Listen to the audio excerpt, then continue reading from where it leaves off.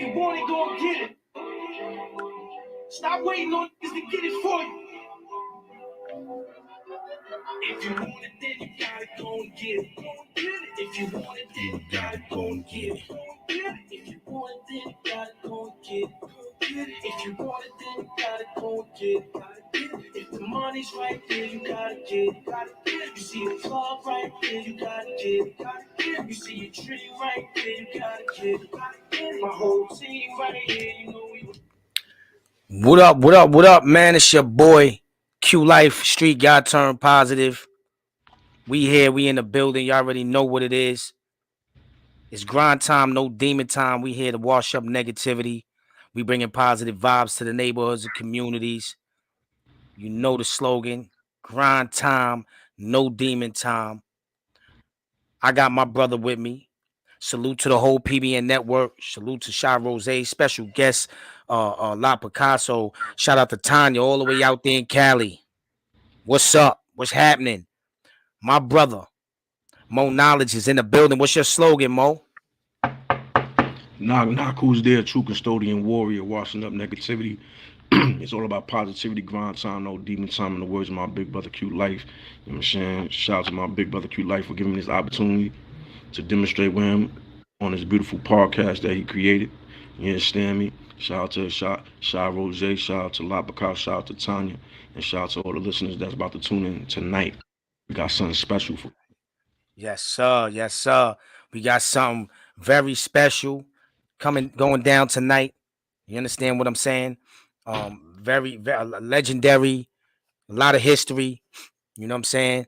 But right now, right? Mo Knowledge, what's up? Where you at, man? You tuned out? How you tuning out so early? You tired? What's going on? How was your weekend, my brother? Oh, my weekend was great. You know what I'm saying? On the real, my weekend was great. Nah, that's what's up. I ain't want the dog to bark, so that's why, you know. It's all good, man. Dogs bark. That's what they do. You understand what I'm saying? We here, though, man. It's PBN Network. You know what I mean? Shout out to all the sponsors. Shout out to Crimey Dealers. Shout out to Elite Ultimate Management, Sean Boy Double. Listen, if you're not tuned in, tune in. Shout out to my brother, Keaton Gray in the building. We're going to get to the chat in a minute, man. I see a couple of people in the chat. You know what I'm saying? My old school, my day ones is in the building.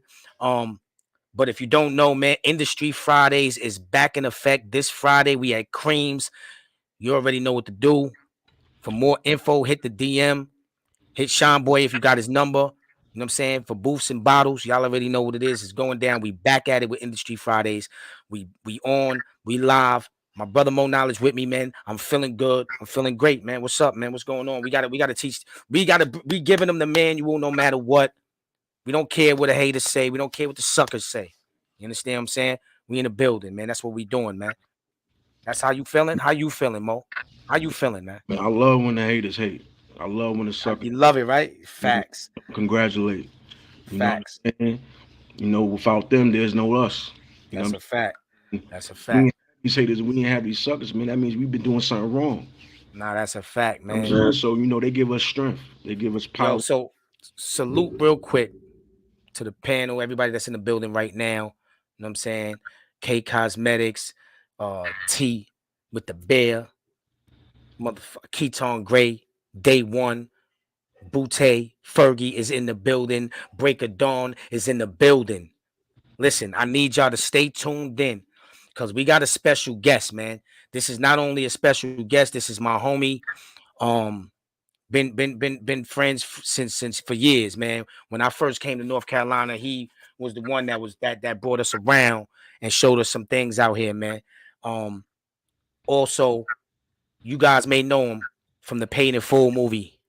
You know what I'm saying? Big BOOTSIE, man. We about to bring Big BOOTSIE in the building, man. Yeah. Q Lover. Salute, Big Boost. What's up with you, man? What's up, family? Everything good, man. Salute to both of y'all, man. I'm loving what y'all doing, man. Right. No doubt, man. Definitely. That's my brother Mo Knowledge right there, Mo. That's Big BOOTSIE. You know what I mean? Mo Knowledge. This the guy that been showing me mad love on Instagram today. Facts. That's what he do. He's gonna show love. You know what I'm saying? He's not a hater. He's a congratulator. Yes, sir. Yeah, salute, bro. I really appreciate that. And you know, I want to give you your flowers because you didn't have to do all of that you did today. You know what I'm saying? I Yes. understand you pushing it for your craft, but yeah, you made me look good though. I like that. That's Look at what's him. up. See, he makes. Yo, I be telling him that all the time. You know what's crazy, Boost? I tell him, I say, yo, you be doing these videos. He be like, nah, I ain't really ill like that. I want to, nah, man, you make niggas look good. And people that don't Yeah, appreciate it, listen, man, they can fall back. You feel me? yeah. Well, they don't even count. We don't care about that. Yeah, Yeah, they don't count. Right. You know, even facts. believe it or not, like the people that you know, those are my OGs, like OG Daniel. You know what I'm saying? Yeah, And in fact, my brother. me and you was in the same place, but we didn't know it. At Facts, the Boost. hell up in, Yup. at the hell up in Harlem. So you got me on the Huh. video when I was with my guys with the Sure Money shirts. It was like I think it was like seven of us. We all had the Sure Money shirts and everything. And I Word. see in your video and all that. But I been knew about you way before that, just from Unique Mecca audio. Right. Yeah. Right. So and Hey, now salute, I pretty you know, K. you know what I'm saying, a long time ago and everything. I just never knew your name. But I Pretty always saw your T. Right. face. You know what I'm saying? So yeah. Okay. So Small world, man. I ain't Small world, small world. and when he showed me that when he showed me who he was when now he was on your podcast, I'm like, oh, I heard it. I heard the OG for real. Yeah. That's what's up, Facts, my facts. nigga. So real quick to Appreciate the it. audience, man, to the people, man, just to let y'all know, man, if you've watched Paid in Full, and I'm pretty sure y'all watched Paid in Full movie, it's an old school movie that everybody done seen. If you didn't see it, you heard of it, and if you ain't hear of it, you hearing it now. You better go watch it. And they got part 2 they working on right now. Am I correct? Yep. That's a All right, fact. all It's right. gonna be a series like Power. It's not gonna be a movie. Okay. It's gonna be a Oh, that's series. even We don't better. want to touch that classic. Yeah, we're gonna Okay, leave the okay. classic alone. That's even Yeah. better. So we're gonna get to that. We're gonna get to that in a second, man. So what we like to do is before we get into questions about the business and things like that, we wanna tune in with what's going on with you. How you feeling? How's everything going in your life right now? And you know, what's going on? What's going on? Oh man, I'm blessed, man. I'm excellent. So you know me. I'm still waiting. We wait for Dame. We're gonna do the honor up too. He was supposed to start filming in March, but he pushed it back because he got a new film coming out. It's gonna be in like 40 movie theaters. So I'm gonna help him Okay. focus on doing a premiere party for it here in Raleigh and in Charlotte. And so you know, it was pretty much waiting on that. So you know, I've been keeping my head low, pushing this podcast, the Street Knowledge podcast, going Right. crazy. Yeah, And we're gonna get into that. We're gonna get into all of that. yeah, Definitely. so that but that's where my mentor is at. Just staying focused, man. Working on my next move because they always say your next move got to be your best move. Definitely. So how's your mental state right now? With there's a lot of things going on in the world today. Um, and a lot of people are getting caught up in it, and not only just caught up in it, but everybody goes through things. You know what I mean? So like, how's your mental state right now with all of the tragedies that's going on, all of the struggles, all of the mishaps, all of the ups and downs? How's your life treating you?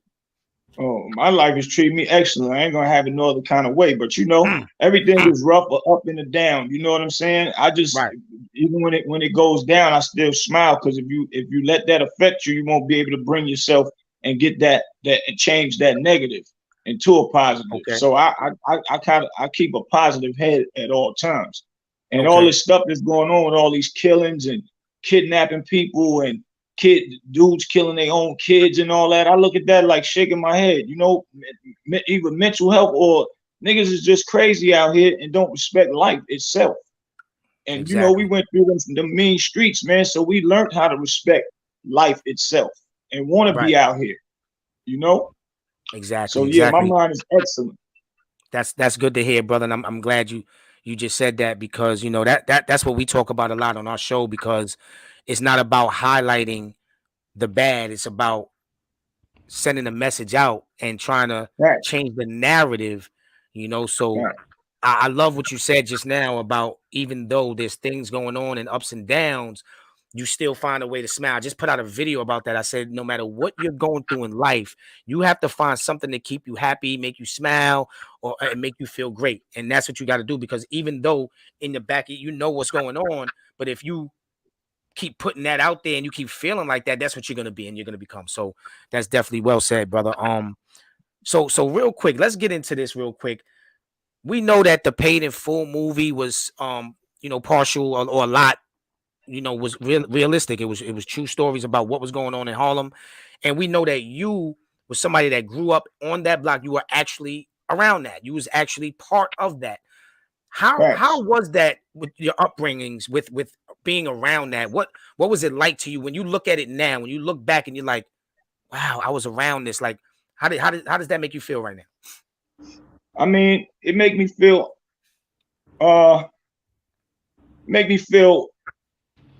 good that I was put in a situation early to learn that not to do that dumb stuff now. And I said, okay, I had a lot of good times growing up. We had a lot of good times. We used to play basketball against each other, other crews is getting money, spending, $30,000 a game, 40, 50,000 a game. We had fun doing it. Sometimes AZ would be like, yo, y'all, I don't even want the money. Y'all win, y'all split the 30,000. So we had good times doing that. But it's been times when, you got to duck the shootouts and when A got kidnapped, well, when they snatched him in that house, which everybody's seen in the Paid in Full movie, I was supposed to have been there that day with him. Wow. But thank God I was tired. My boy was tired because we were supposed to go there and get something from him and Rich Porter and all of them was playing basketball. And I wasn't playing. So me and my boy wanted to ride around and go out and just bullshit around and waste time. So when I come back to the park looking for A, he gone. So I tell my boy, I'm like, fuck it. I know he in the Bronx at the crib because he supposed to have gave a nigga something. You know what I'm saying? So we was on our way to the crib and I'm like, matter of fact, I'm tired, man. I'll just get that shit from him tomorrow. So I tell my boy, drop me off at home. He was like, word, I'm glad you said that because I was tired too. Wow. And so I go home, I lay down, I wake up in the morning. I didn't wake up in the morning. My mom's woke me up in the morning. Bootsy, get up. AZ on the news. I'm like, come on, mom, stop playing. She's like, boy, get up. AZ on the news. He been shot up. Wow. So it was live on the news. I get up watching the news, watching them bringing my boy outside on the stretcher. And other people in the house dead. His aunt, Miss Joanne, and her friends, and my homeboy, which is AZ, one of AZ's best friends. They all like big brothers to me. I was a little dude, Charlie C. So I would have been in that house as well. So, stuff like that make me wonder, like, yo, man, you still here for a reason. Because I done dug death several times in that era and dealing with my friends being big dogs. And I was one of the, the young pups with the crew. So as of from then to now, I'm thankful, man, because I know a lot, and I know a lot of things that I have ducked from learning from that era. Do you regret anything that you've been through in that era? Do you regret anything? Nah, I don't regret nothing because it made me who I am to this day. That's how I know to do positive stuff. That's why my joint is called Street Knowledge. I could give knowledge to actually teach these young dudes that's out here doing ignorant stuff. So you can call people like you and your co-host and myself is like, you can call us Jesus. We here to save. We sacrificed out there when we was out there in that mean streets, and we sacrificed for a reason. Just thank God we didn't get crucified, but we still been through some tragic things, and we know better now. Right. That's I think that's a major key in life is knowing better, because life is about choices, and we got to choose wisely. So I'm glad that you made it out of that. Question, Mo, you got a question for him real quick before I ask some more questions? What you want to talk about? Yeah, so tell the people, when you came off the porch, how old was you when you came off the porch? Well, I was 10 years old. I wanted to get some money because I was watching my moms get money working at banks and all that stuff. So I used to watch AZ do his thing in the cleaners, but he would never let me be around none of that stuff. When they was doing the deliveries in the cleaners and all that.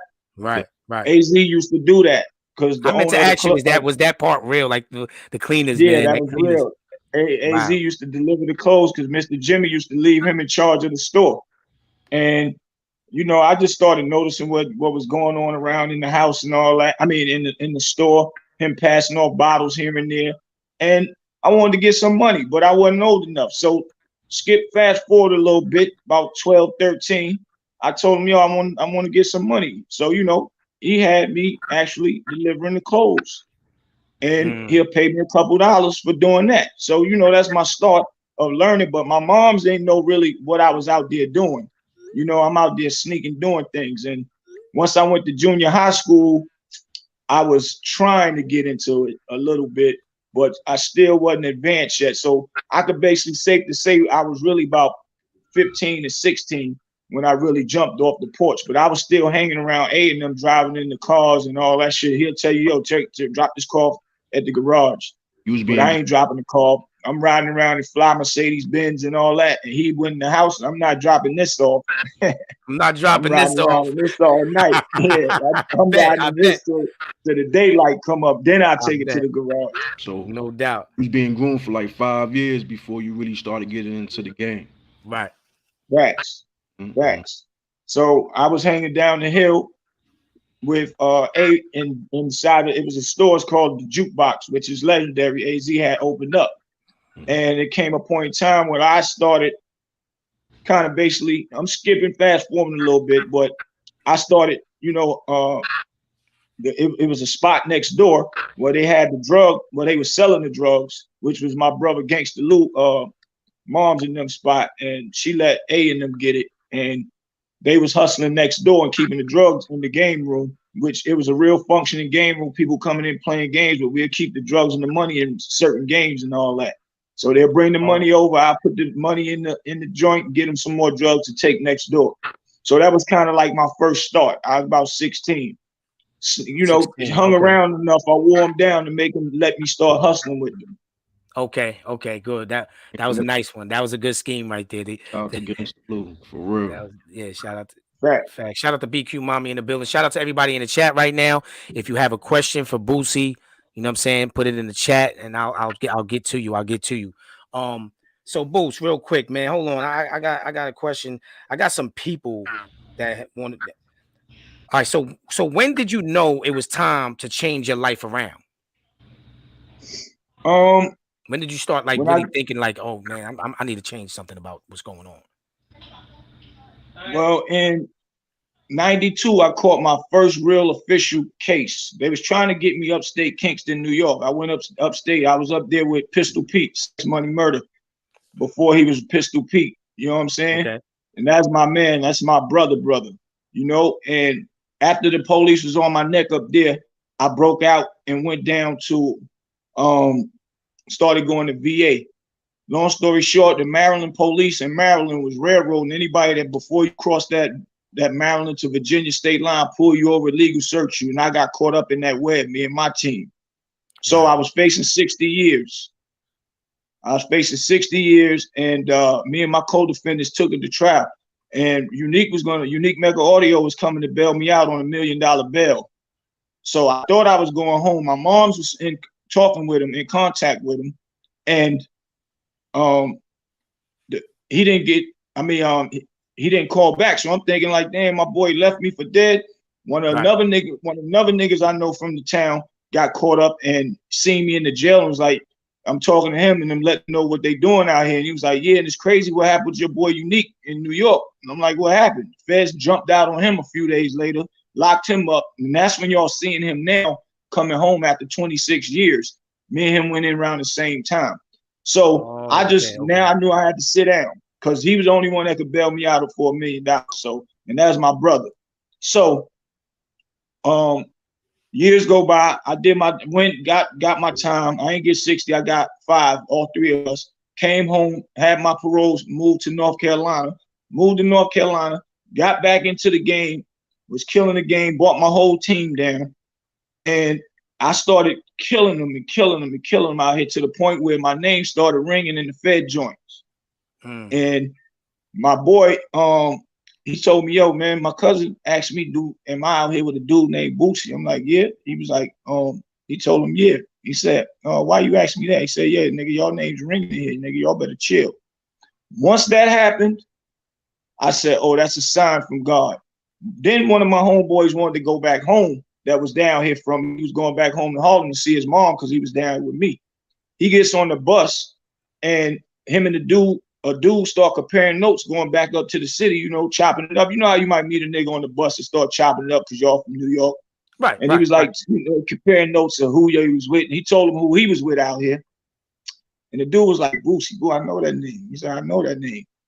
He was like, yo, Slimmy do parties and all? He was like, yeah. He said, wow. He said, yo, my cousin was a DEA. He was on the case. And tell your boy he need to chill because them niggas is on his ass. He said, but they've been watching him, but he been doing a lot of parties out there. See, that's when I was doing promoting crazy because I was rapping then at the time. And I was kind of falling back from the hustle game. So this was in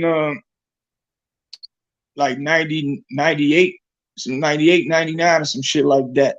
And so once he told me that, called me on the phone, he told me that, I said, yo, those is all of the things that I need to pay attention to. So I opened up clubs out here. I had 3 clubs in Durham. Right. I had one called Club 2000. I named that after my brother Unique Club. I had one called a Rooftop right across the street. And then me and my team, me and my boy Sean, we did it was called the Cyrus Lounge. My bro Sean Biggs, God bless him. Okay, okay. So that's what made me know to fall back. All right. Well, salute to everybody in the building. Number one, hold on. Hold on. I gotta hold up. Mo, talk to him, Mo.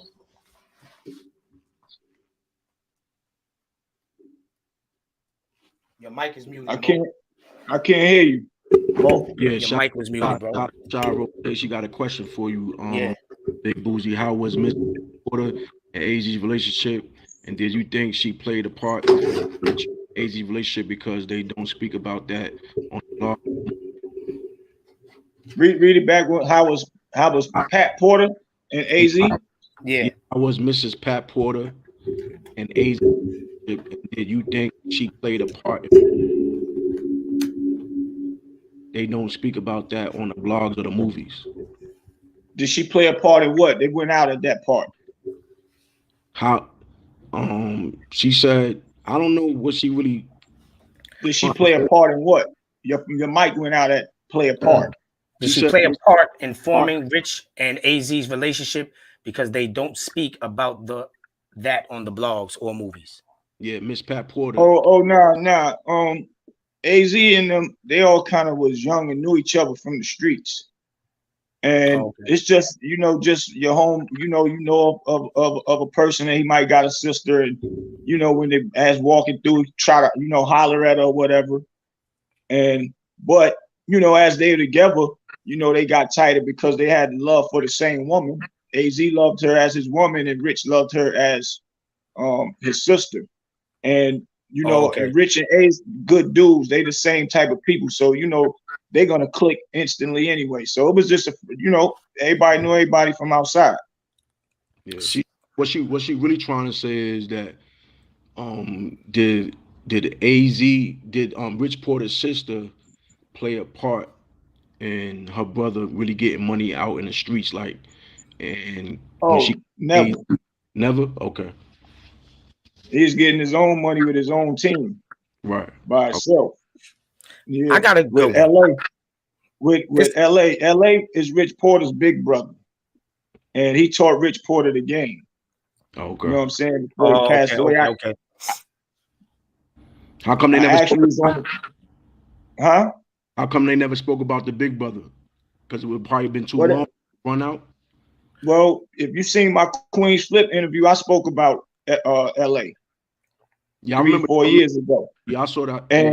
And then a lot of other people start coming out with documentary. They got the documentary out, the Paid in Full channel on YouTube. They got a LA joint, and but now they really mainly just starting to talk about LA because Rich put more of an impact on the world because he was here longer. LA passed away at a early age, teenage years, so he didn't get to put an impact, but the streets know who he was. Highly highly loved, highly favored, and everything. But How that's did he why pass? So How did he pass? he got killed. Oh, okay. Some niggas robbed him. Some niggas robbed his house or whatever, and it was a mega war all through Harlem against him and the stick up niggas. And then one of the niggas got locked up, and one of them actually got out on bail. And the legendary rooftop, LA was in the rooftop, and the dudes heard that LA was in that rooftop, and they waited for him outside to come out. And when he been outside, they was out there waiting for him, and they start shooting at him. From what I'm hearing, he ran towards the projects up there, Polar Grounds, and inside of there they shot him up crazy, and he walked back out, and he actually didn't die. He linked on the car. My homeboy's name Baby J. I think they said he was with him. So it's in the documentary how he died. Yeah. Okay. Hey, look, I had this question on my mind for a long time. I always wanted to know, was those sex videos real that Alpo had when he was fucking with the girls and doing all that wild shit and pouring liquor on them and all? Was those real? Like, yeah, he actually showed people them shits like, well, yes.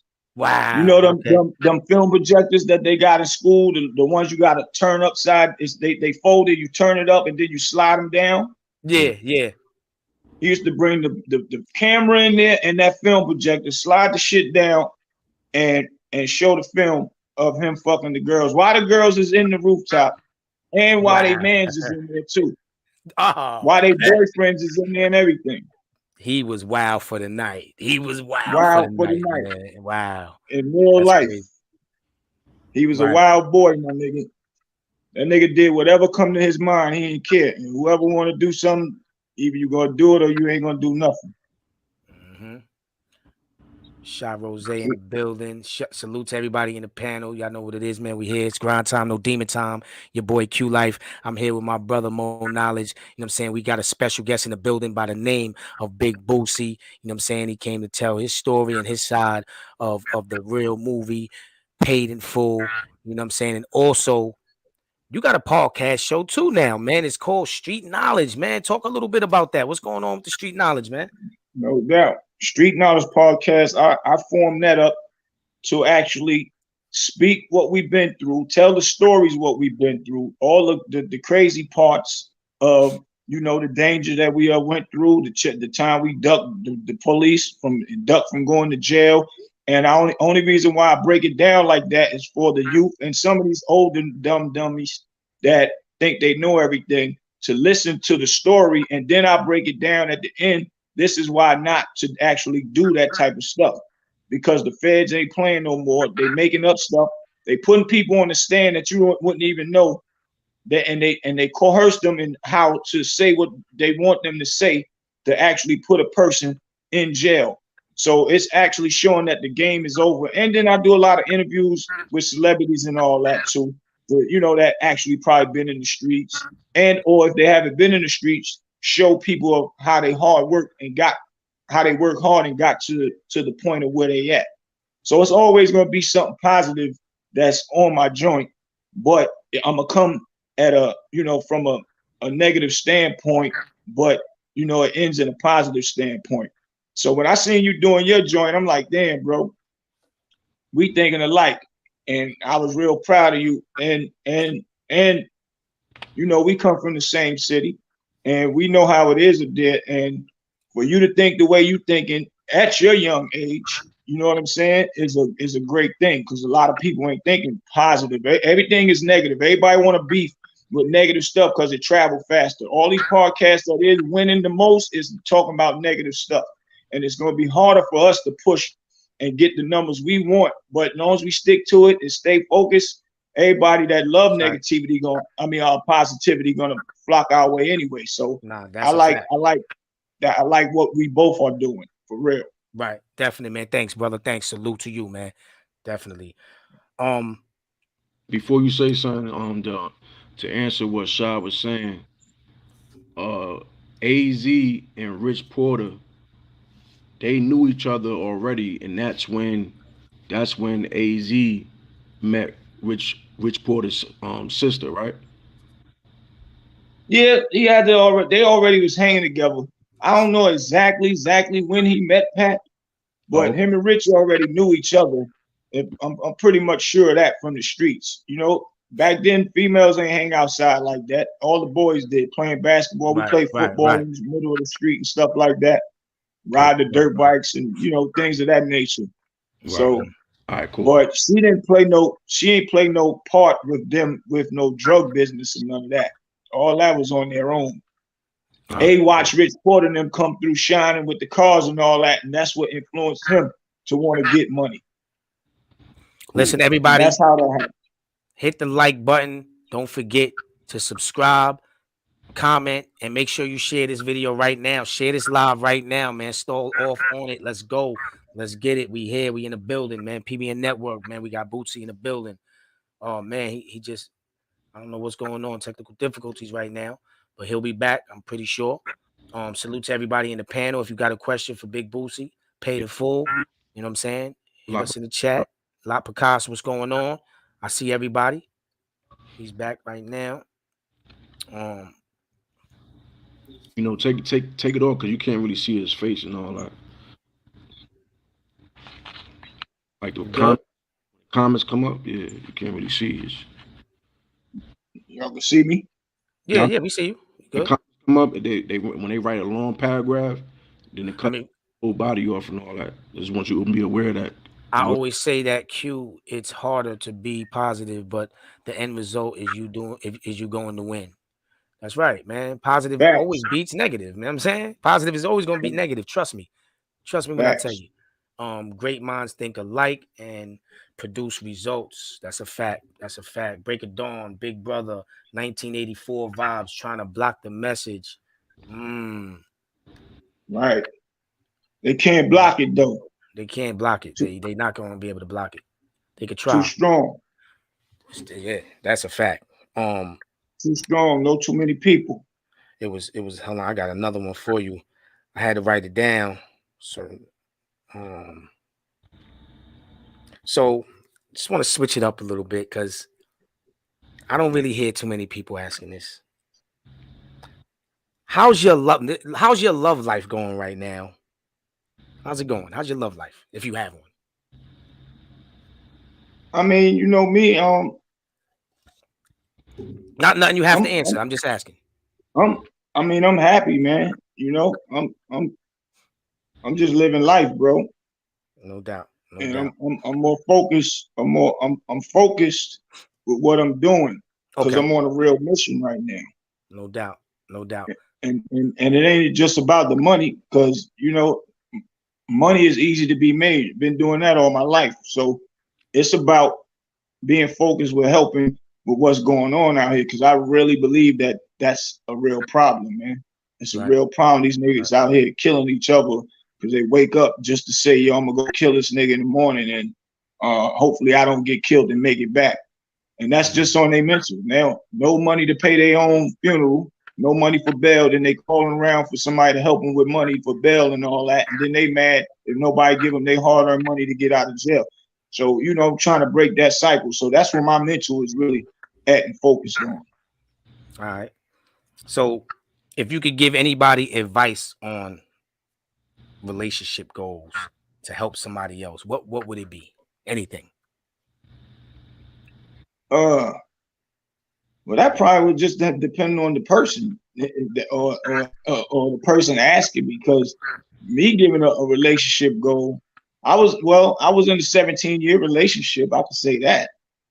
And the goal, while I was in what made it probably last 17 years old, 17-year relationship, is make sure, even though I'm in industry running around a lot, make sure at least when you come home, you go out twice, take her out at least twice a week. Don't be sitting around all bored, looking, you know, doing the same old in the house routine and all that. Go out and have fun. Might wake up and say, yo, let's go to the beach. And or if I'm somewhere working and I know it's gonna take me longer than what I expected, then, you know, I fly her into wherever I'm at that time. So, you know, things like that. But, you know, me and her just grew apart, and things like that really happened. So I can really say that. You know what I'm saying? So, but as far as a good relationship, yeah, that's the right thing to do to keep your woman smiling and all that. You know, and then there women like the small things, man. Send some flowers when she ain't thinking about it. Send them to the house or send them to a job. Send them arranged edibles.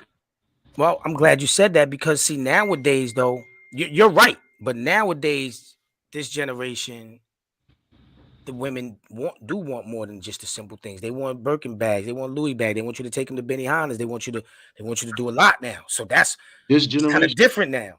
You said this generation, or you talking about the generation? Even you just talking period, about like just period.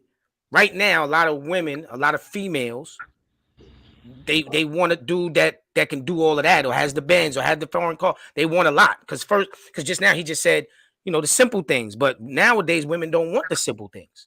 So what do you do? How do you deal with that when a woman makes you feel like you got to do this and you got to do that? Are you just, it's like automatic, like, oh well, I ain't fucking with you.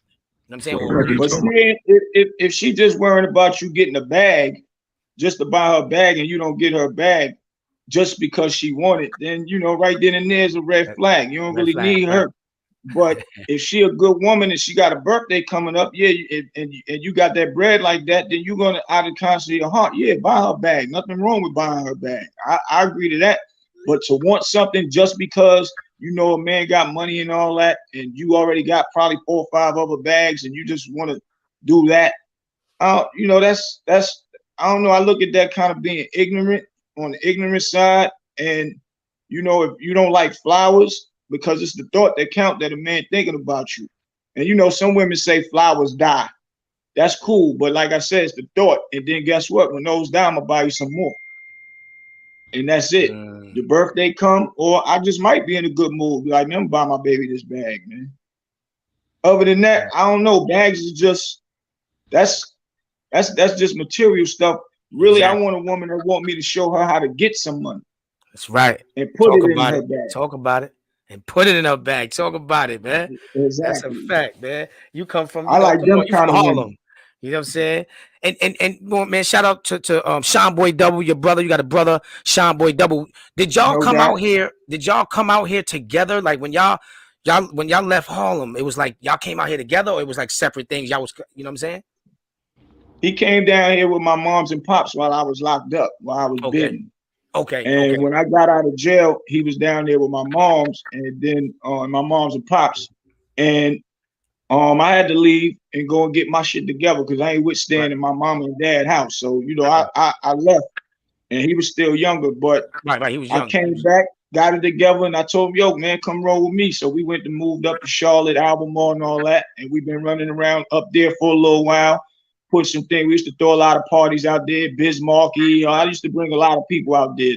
Then after that, we moved up here to Durham, and that's how we got the Durham Raleigh area, and made it ever since. And as he, you know, got older, he started rapping, doing his thing, and making his moves, and learning his game himself. So that's what's up. Yeah, we was together though, definitely. That's what's up. That's what's up. Where did you get, like, how was Big Bootsy formulated? Like, what year, or did somebody name you that, or you name yourself that? Like, how was that, you know, established, Big Bootsy? Why they call you Big Bootsy? Well, Bootsy is my nickname. I was the firstborn for my father's side, and his father used to carry me up and down the road back in the day, and they used to call me his Bootsy. I'm Bootsy to him. So that's my God-given name for my grandfather.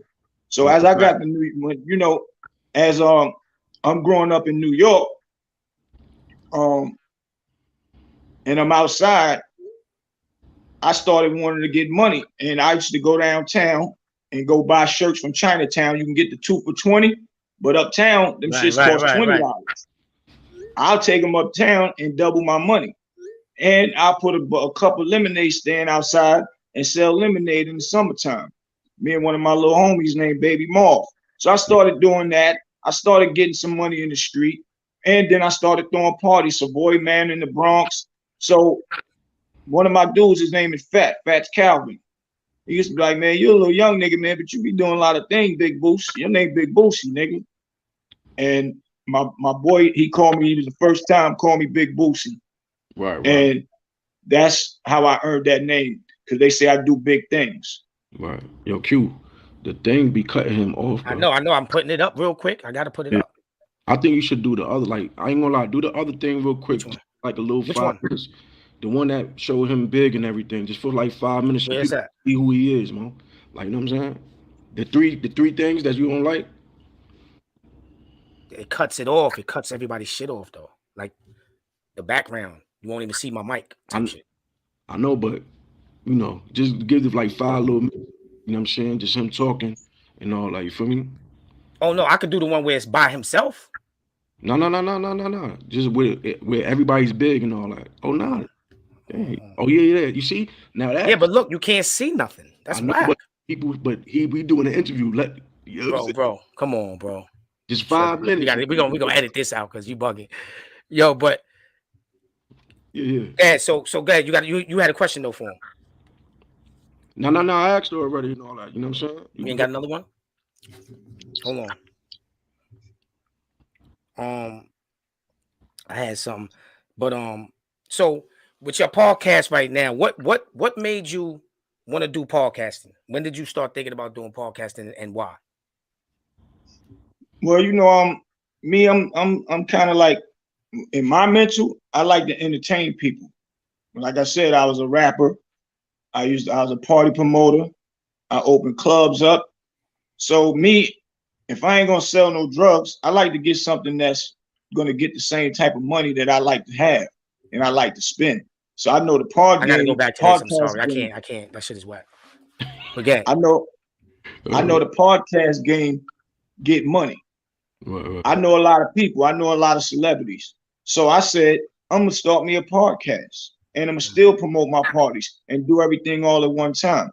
And not only that, I chose to actually do a podcast that's going to actually spread light and positive stuff to the community out there and to the kids. So that's what made me want to do a podcast. Okay.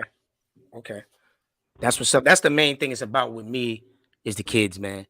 You know, facts. If you grown and you stuck in your ways and you don't care about life, I can't waste my time on you. I'm focused on the kids, man, and because it's like that's our future. That's the next up. You understand what I'm saying? That's the next up. And if they waste their time and they come off the porch and nobody's guiding them, it's gonna be over for them too. You know what I'm saying? And that's the problem. Nobody's guiding them. All the OGs is locked up.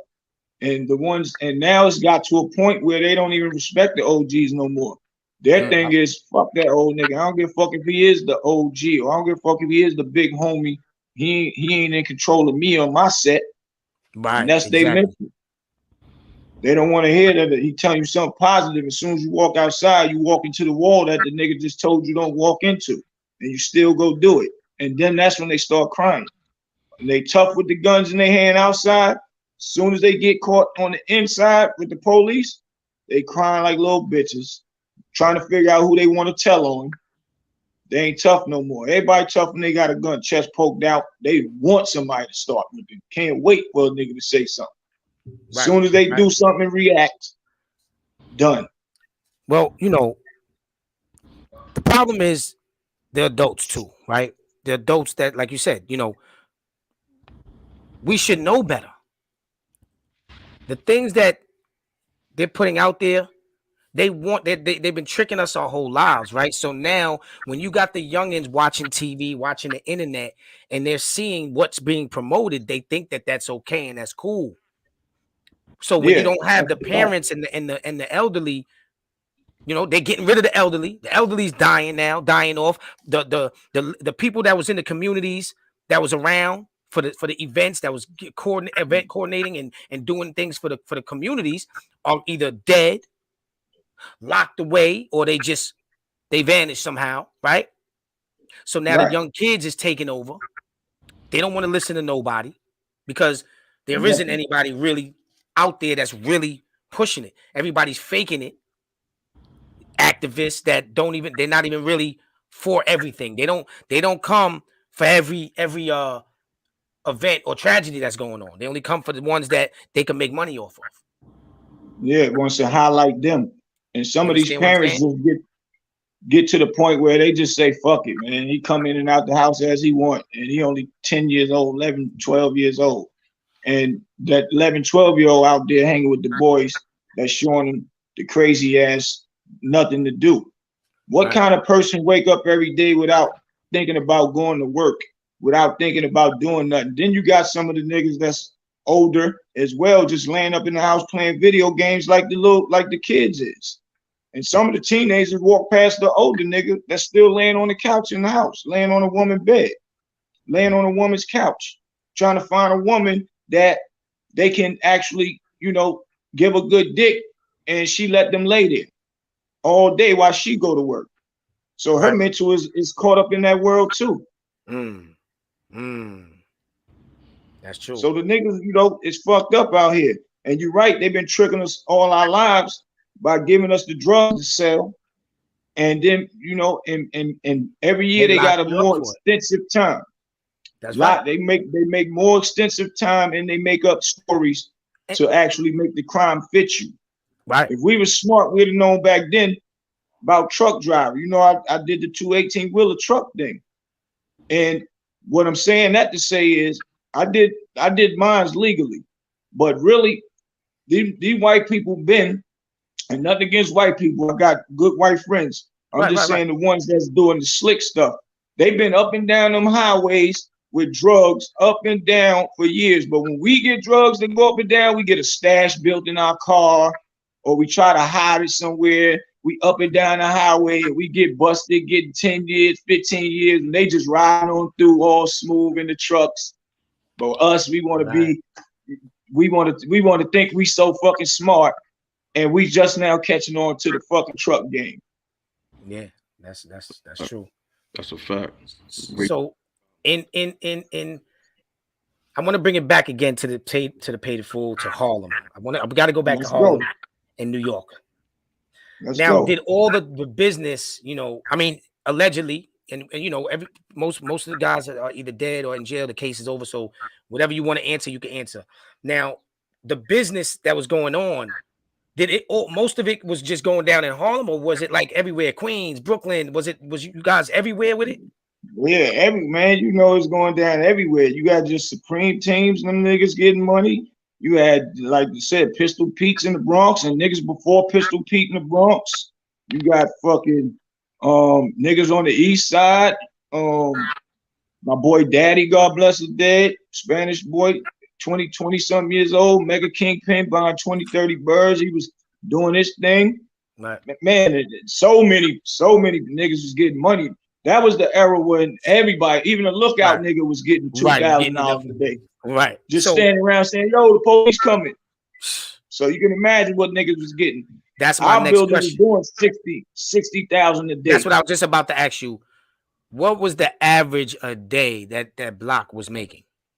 60,000 a day. And they was teenagers, 16 years old, riding around with 100,000 in the trunk just to bullshit around. Y'all want to gamble? Roll around other niggas' blocks.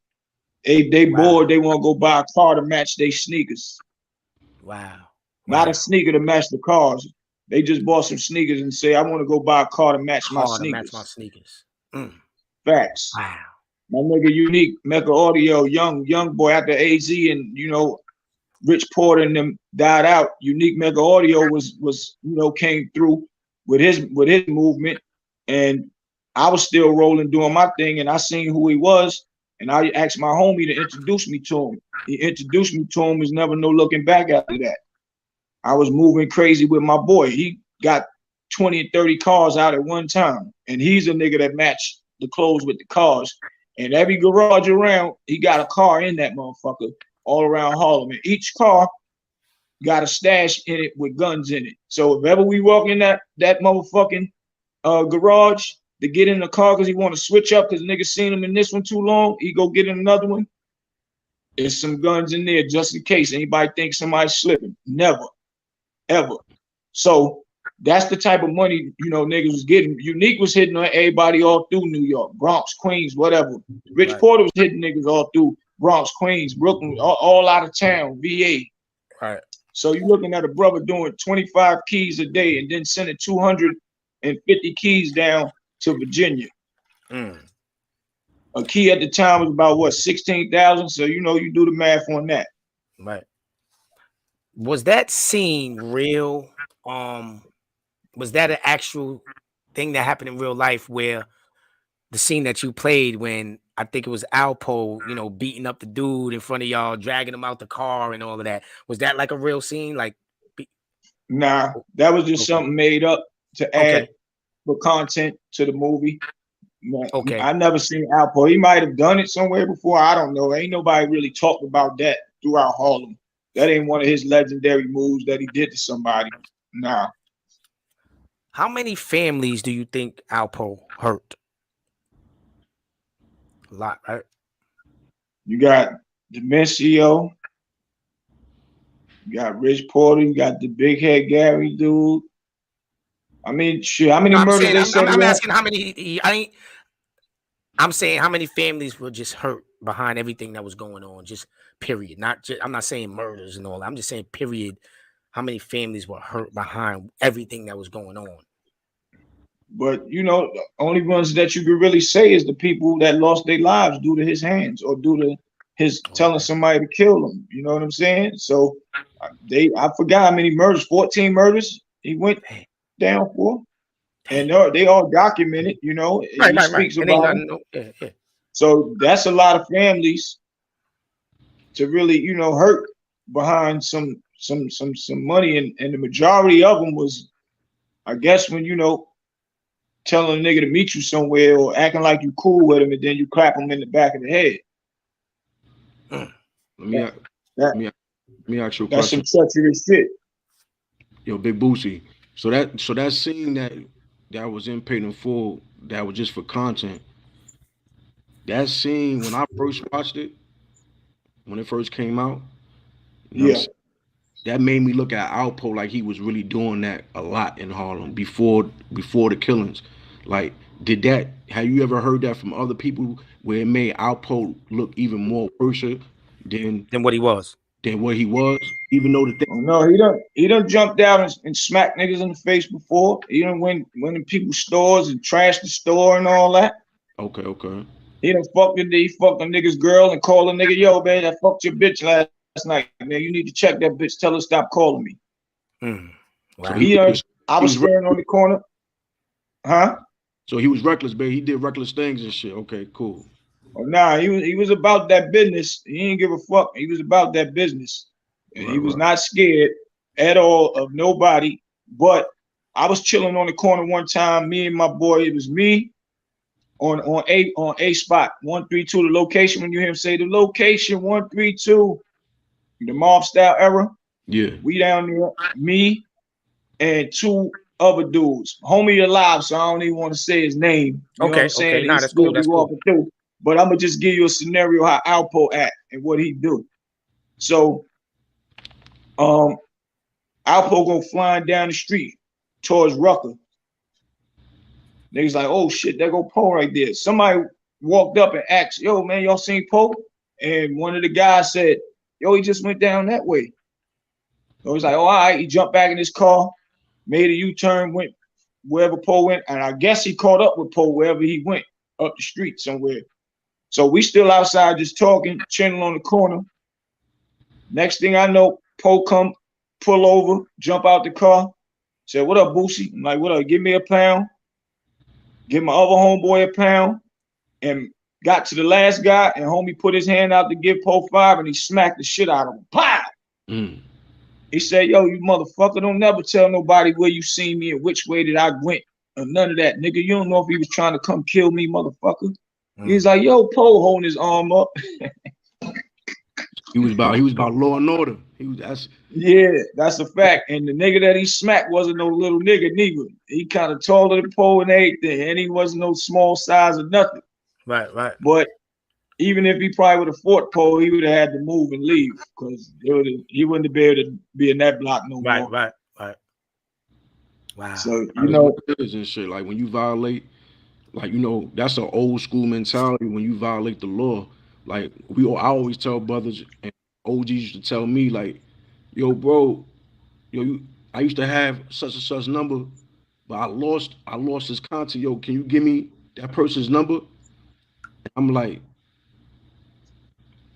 let me call up homie. Like, yo, bro, one's asking for your number and everything. Is all right? Right. Even though I Right. know it's all right, but I'm like, is it all right for me to give him? And he's like, oh yeah, no, you Right. good. Give it to him. And then, but Facts. the people today, like, yo, I need your homie number. Yo, can you give it to me? They just give it. Cause they don't got no Yeah, strong that's foundation and everything. You know what I'm saying? yeah. So that, so yeah. And I ain't gonna Yeah, lie. that's great. I ain't gonna lie, like, you know what I'm saying? I understand about when somebody do give out a number without asking, you could get violated for that. You know what I'm saying? So, you Yeah, know, that's a fact. Correct. yeah. That's a Correct. fact. It's like selling a nigga a dream. You know how I go back in the day on Rikers Island? If you tell a nigga, yo, I'm gonna give you a noodles on Wednesday when I go to the commissary, and you buy everything except a bag of noodles, and you come back in there and don't have a bag of noodles, nigga gonna say, yo, what? Oh, you was selling me a dream? You selling me a And dream, you have a homie? Hold nigga, on. you lied? Oh, We got a problem here. you could have not got that Snickers and got my motherfucking noodles and gave it to me, and I was gonna pay you back. But you ain't, nigga, I'm saying homie waited on that. Oh, niggas got cut for shit like that, man. It's a fact. That's a fact. So I it's wanna- all about principle. Facts. I want to get into something else. Actually, you had me on your show, Facts. like about a month or two ago. Yeah, Great I got show. a lot of good response behind that, man. I love the show. And we were talking about something that's now being brought up. Right. When Noriega and Joe Buttons on the Joe Buttons podcast, when Joe Buttons Right. said that he likes to see podcasters, people fail, because he said people too. He said, I Right. like to see people fail, right? So Right. when you hear that, right? It doesn't matter if you're a podcaster or a rapper or whatever. You said people. People means it could be anything, right? It could be anybody failing, right? Right. Correct. Facts. Queen's Flip. Shout out to Queen's Flip, because Queen's Flip did step up and was like, yo, what are you talking about? Like, you bugging out. Yeah, You know what I'm saying? he wasn't feeling that. Right. Yeah. Now, shout out to my Queens dudes. But on this one, Nori, I didn't like Nori's response, because Nori was like agreeing with that. Yeah, he kind of chimed in on it a little Chimed bit. in a little bit, you know what I mean? But, you know, now it's being brought up again because Cameron is saying to Nori that, you know, you let him reel you in with that. How do you feel about that? I feel like, once again, it was a while back, but when me and you addressed it, it was right on time because he had just said it. Cam now just now bringing it up.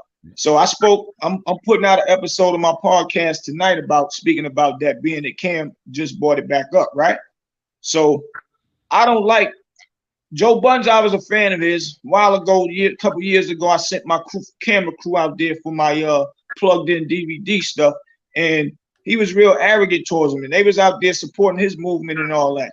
That was the time when I knew Joe was really an arrogant dude for nothing, and it was all about his thing. So if you want to be a star, why would you want to shun people that's there to hold you down? So to get back to what we're talking about, for him to say that, it still remind me of who he was. So I kind of lost some respect on that aspect for him. Not in a beefing way, just in a character way, because I'm not saying it's the beef with nobody. Right, I would love for him to say, yo, yeah, I was bugging or whatever, you know what I'm saying? But I'm glad that Cameron did bring it back up, because it didn't have nothing to do with Cam, because his show wasn't out yet. So, but for him to bring it up, Cam putting it on his shoulders for everybody that got podcasts, everybody that does, and that's what's real. That's what I wanted. My input on that is that's real coming from Cam. Like, it's like he kind of stepped up. He stepped up for whoever Joe Budden could have been talking about, because he know they wasn't talking about him. Because at the end of the day, let me explain something to him. This is, and like I said, even when I was on your show, this is not a shot to anybody. This is not me beefing with anybody. This is just explaining the situation. And when you're a podcaster, rap, whatever you are, when you are somebody that have a name already, your shit is gonna go skyrocket anyway, just because of who you are. You know what I'm saying? So like right now, if let's just say who's a Jadakiss. Jadakiss comes out with a podcast show today. Tomorrow he's gonna have 10,000 views easy. Why? Because he already got views, right? So when you get somebody that's coming from the bottom and they're starting something, it's not called failure. That's the difference between how I look at it and how maybe Joe Buttons is looking at it. But for you to say, I like to see it. Let's just say somebody is failing. But to me, it's not failing. You're just growing. You're trying to do something and you're growing, you're elevating, and you're trying to make your way. But just because you didn't make the money that other podcasters are making right now, or you didn't make the moves that other podcasters are making right now, doesn't mean you're a failure. So not at all. Cameron stepped up for people that may not be doing so good yet in it, just to show him that it's not about that. It's not about all the money all the time. It's about you're trying to go somewhere. You're trying to elevate. So I respect that about Cameron. I respect that. I respect it. Salute to Cameron, man. Yeah, big salute to my brother, man. Big salute. And I once I seen that, and you know, Nori was like, you could Nori put in one of his I guess in the comments to Cam, like, you could tell I wasn't talking about you because your show wasn't even out yet. You know, so I respect Nori for reaching out to Cam and saying what he said, you know. And but like you said just now, it's not failing because you're still striving, so you can't fail. Now, on the other hand, if a person give up because they getting tired of trying to keep doing and don't stay consistent, that's on them. Consistency sells every time. So you stay doing it. Now, if they stop and then now they failed because they didn't keep doing it. But I'm not still going to say I would love to. I love to see somebody fail. Yeah, I don't want to say I would want to encourage them to get back rolling. Don't stop doing what you're doing, man. Right. So you're wrong for saying that. And then it was all, and you know, it's a blessing that you got somebody that can step up, that has that fan base that could poke his chest out and talk back to him and show him I got a whole network. Look back here. This is a network. This ain't even just a podcast, brother. So yeah. That was a big one for Cam. Salute to Cam, man. Big one. Mo, I see you ready to ask something. What's going on? One thing I saw that, you know, Noriega, he picked and chose what he wanted to respond to when it came to Cameron. You know what I'm saying? And that's not the basis of what Cameron was trying to explain to you. What the basis of what he was trying to explain to you, that hey, you let Joe Button set you up. You know what I'm saying? Yeah. That's the first thing he said. And the last thing that Cameron said was, you know, all the other stuff, and that's what he responded to that. Like, that's what you responded to, because that's your man's for over 9 years. So at the end of the day, you want somebody to hold you down and all that. Please. You want somebody to hold you down, you know what I'm saying, and to, you know, not be a yes man. You know what I'm saying? Like, of course he didn't have his podcast out and everything, but now he got his network out. And he gonna let you know, but for Noriega to say, yo, you could have called me personally, it happened on the internet. It happened on the internet. So at the end of the day, for me calling you personally, you might not felt the effect if I do it the exact same way how you did it to people and other podcasters that's under you felt that effect. I feel you. Joe Button set you up, and he was laughing, and he was not laughing at the people that's felt. He's really laughing at you, Nori, on a low. Right.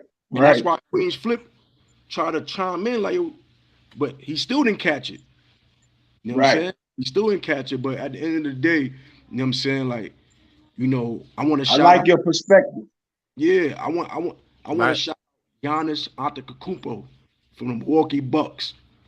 You know what I'm saying? And the only reason why I want to shout out him is because I want to know where this is going right now, because this guy, let me tell you something. Don't hold fast, bro. Hold fast. Chill. Chill, bro. Chill. What you doing? Listen to me. Chill, bro. Relax, bro. Relax.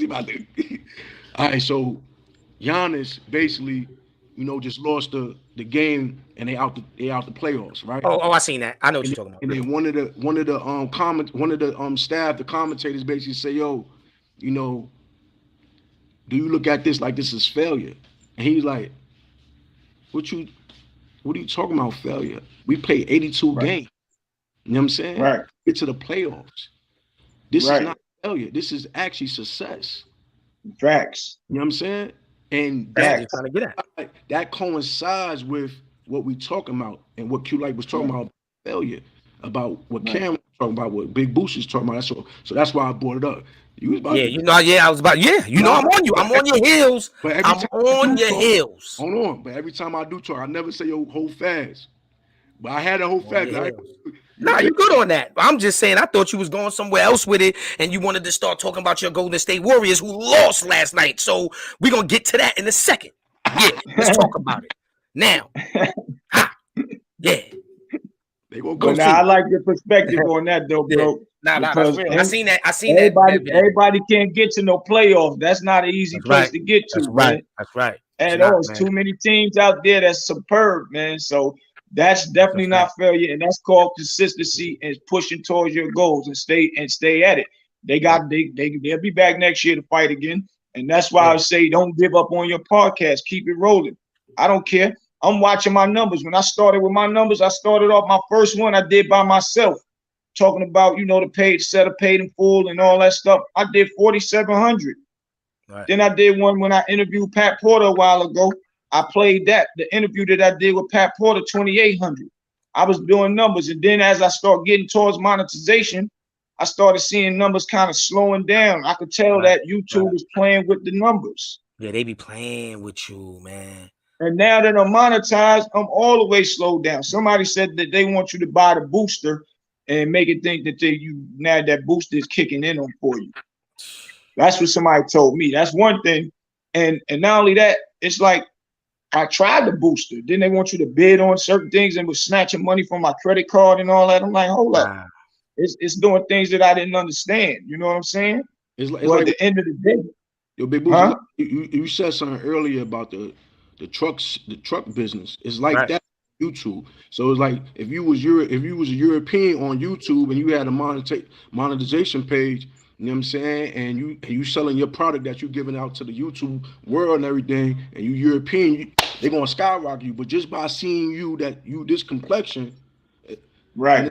You're not talking about what they want you to talk about. You know what I'm saying? Right. They make you go slow. And I was going fast at first, and now it's slowing down when I'm monetized now. I'm like, why is that? And I know I gotta have at least, if I'm getting 100 people, I know at least 200-300 more already watching. It can't just be doing 100. I know too many people by myself. And then I noticed, me giving my brother Damon Dash his flowers early on in the game. I ain't bring him on there yet. I wanted to wait till I get monetized so I can get my numbers. Right. My numbers That's when right. I bring somebody of him on the joint. But and I'm giving him his flowers. Yeah, you better throw that alley hoop to me now. I need that alley hoop. You already know. But happy birthday, Dame Dash. Yeah, man. Happy birthday, Dame Dash, and all that. Man. Yeah, the day my boy's birthday, man. That's what's up. That's my brother. Plenty big stories with him. With a lot of things that we did, man. And I'm happy that he's back on his plateau, doing the things he like to do. You know what I'm saying? He ain't got to worry about that negativity. And no shots at Jay, but a lot of stuff been coming out about him now. And it's like, which I'm sure he don't care nothing. But, I'm saying this to say a lot of people are saying, Dame Dash was telling y'all, Choke No Joke was telling y'all, you know what I'm saying? Stuff like that. But I'm just glad my bro back on his square. He ain't worrying about nobody. He just doing what he do and making noise, man. Right. Definite. Somebody said, oh, Tanya, shout out to Tanya. Tanya's in the building. What's up with you, Tanya? That's one of our special guests. She said, when is the Paid in Full series going to air? Well, that's a good question. From what I'm hearing, they got writers on that right now, so they can write the best scripts there ever would need to be to make this a big success, right? So when I last talked to Dame, we were supposed to film Honor Up in March, but he had another film coming out, so he's on tour now, actually pushing, in different states, doing some stuff with politics and actually setting up for the new film. So he said this summer we're going to be shooting Honor Up. So Once we do Honor Up, then I could probably have some answers about Paid in Full, Paid in Full too, because it's a series, and you know, series is too. It's far fetched, man. It's like big complex shit getting ready to go on, and everything got to be done to the T because it's gonna last a long time. So that's pretty much it right now where it's at. Right. Okay. Bootsy, let me ask you a question, all right? You know, I've been doing my thing since 2014 with the videography and the photography, and I came around a lot of, you know, people that's in the business of that, and producers and engineers and rappers and celebrities and things of that nature. And right. Me and Q Life always talked about this and everything, and he been around the same thing for years. You know what I'm saying? Right. He's been around it for over 20 years. Like, you know what I'm saying? Like, the question I would like you to, like, you know, give an answer to, as like giving out the menu to the soul, to the youth that's behind us, that's gonna get into that field. Like, how is it to keep relationships when you meet these people? Because they might not have the same type of characteristic as yourself, where you could come on Positive Beats Negative and share your history and your upbringing. You could have like, nah, we don't got the views, we don't got the, it's not gonna benefit me. So when y'all get there, then you can holler at me. Like, you got those type of mentality, type of people. But how you keep that relationships with these guys and everything, where you're not looking to like a fan yourself, and you know what I'm saying? Like, how you supposed to just keep that? What you do, how you connect that, you know what I'm saying? Well, me, myself, I've been doing this for a long time. Some of the guys surpassed me with me because I didn't know the game. When I came home from jail, I paid a nigga to actually manage my company for me, and he got me on distribution in Hyde Park, out of Hyde Park, New York, called Unique Distribution. So I was selling records overseas, wax on wax at the time. And so as I'm going up and down highway back and forth from North Carolina to New York and formulating my company, McGruff was my bro, and he was on Monifa's song at the time, signed with Heavy D, right? So when he signed with Heavy D, I told him I grabbed McGruff, but my first single was with McGruff. My first check was $13,000, right? I put Big L on the remix. I still got a song with Big L that I'm thinking about doing. Me, Gruff, and Big L, and one of my old artists named Digger. I'm thinking about actually doing a video for it and just put pictures with Big L, pictures in it on his verse. Oh, right? Okay. And just for his birthday or something, just to contribute from us to him. You know what I'm saying? Wow, it's floating around the internet. Nice. Somebody that'd be nice. Put my song. Yeah. So, I'm just saying this to say, and then, you know, my brother Loon, when he was Loon, I got a few joints. Me and Gangsta Lou on joints together. Me and May's sister is twin, Stace. I got joints with her. So a lot of these cats done skipped over. Like, dang, I was doing this before Jay-Z and them. I'm doing my documentary. It's called Hip Hop at Its Greatest, Through the Eyes of Big Bootsy, From the Streets to the Music. Right. And I got my first mixtape. My first single. And well, it's like an EP. It's a cassette tape. I got those in the archives, and I got the one with the Big L on it and all that. So I was putting out music then. I just didn't know the game. So I spent a lot of money. I probably got $1 million+ learning the game by fucking up money, trying to learn the game. You feel me? That's how I learned this game. That's how I learned and built a lot of relationships with a lot of these guys. So my point is, a lot of them know I ain't no group because I come in spending $50,000. I spent $32,000 just doing McGruff birthday party bullshit. Had everybody there. Joe Claire, all the bad boy labels, everybody. Ralph McDaniel video music box. I paid for all that shit. I spend a lot of money with a lot of these artists, the Mr. Cheeks, the DJ Clues, all of them. That's how I got all the relationships. Shout out to Mr. Cheeks. He was just out here in Durham a couple of weeks ago and all that. I went to the show. Word up, shout out to that's those my boys, bro. man. That's my G. Hold on, give me a second. Salute to the whole panel right now. Shout out to everybody that's supporting, you know what I'm saying, in the chat right now. I got the Cash App on the screen right now, man. If you want to participate in donating to the team, to the movement, you know what I'm saying, to the network, please feel free to do so. Also make sure you hitting that like and that comment and subscribing and hitting that share button now. That's a fact. That's a Share fact. this live right now, man. This is epic right here. We got Bootsy in the building. We got one of our special guests that come up. We want him to come up for a second. He might have some questions and some things he want to say to Bootsy. We're gonna let him come up for a second. And if anybody else wants to come up after that to ask Bootsy a question, you can feel free to do so. You're watching PBN Network, Positive Beats Negative, grind time, no demon time. You already know my slogan. I'm not playing out here. We trying to bring positive vibes. No, we're not trying. We are bringing positive vibes to the neighborhoods, communities. We are one of the most positive podcast shows in America, in the world. Y'all know what it is. And I got my brother Mo Knowledge with me, man. What's your slogan? Knock, who's there? True custodian warrior. Washing up negativity is all about positivity. Grind time, no demon time. Shout out to Big Bootsie for coming up here, dropping the game, giving out the manual for the soul. You know what I'm saying? Big manual talk. You're ready. Big facts. Big facts. Cute life and all that. I want to go ahead before you bring the other guests up real quick for the young dudes and for Mo. And my thing is, a lot of these niggas know it ain't no groupie shit with me because I don't care about none of that at all. A lot of people say, yo, why you be acting like you a regular nigga and you can act like a celebrity? Because I don't care about none of that stuff. When I leave from here, I could go hang around my niggas and be around celebrities that niggas cherish every day that pay 50 a year and all that. But I don't. That's not important to me. So and that's a fact. I can vouch for that, y'all. Like I can really vouch.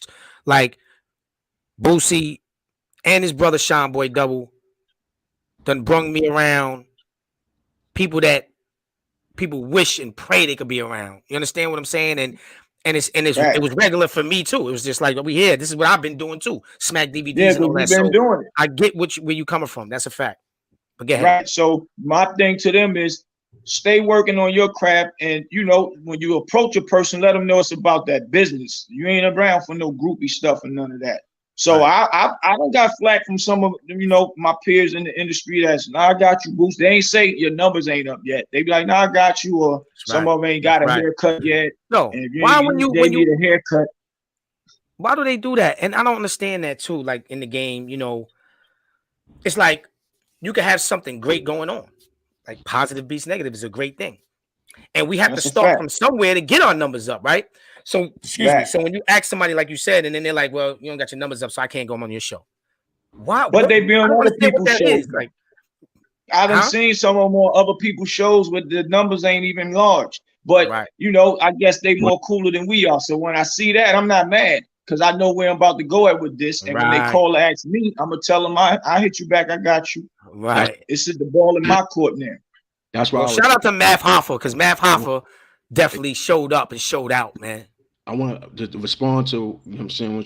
The response to what you were saying, basically, to the youth out here, what Big Bootsie's basically saying is, man, trial and error, and money talks, bullshit walks. That's right. Facts. You know what I'm saying? Trial and error, money talk, bullshit walk, but at the same time, make sure you're giving out the service the right way. Don't be latched to whatever your craft is. Make sure you doing that. Correct. Facts. Don't be mad at them if they don't get on your podcast. Don't be mad. Be like, all right, that's cool. Just keep your head upon rolling. They're gonna acknowledge you because good work always get acknowledged, and that's it. That's a fact. That's a fact. So I don't care about none of that. I know my name ring heavy everywhere. New York, LA, Chicago, real heavy. I go somewhere I'm loved. I go kick my feet up in niggas' cribs. I don't gotta stay in hotels. Exactly. That's a fact. So we're gonna bring this guest up real quick. To he wants to ask a couple of questions real quick and give his thoughts and share his thoughts. PBN Network. You know what it is, man. Shout out to Lop Picasso in the building. Lop, what up?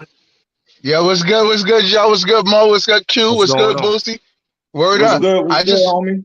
Yeah, I just want to say, man, yo, y'all doing the right thing. With I always tell Q about the PBN Network. I say, yo, being positive, it's gonna be a long It's gonna be a long journey, but in the end, you're gonna win better than everybody. Same thing I want to say to you, Boosie. You know what I'm saying?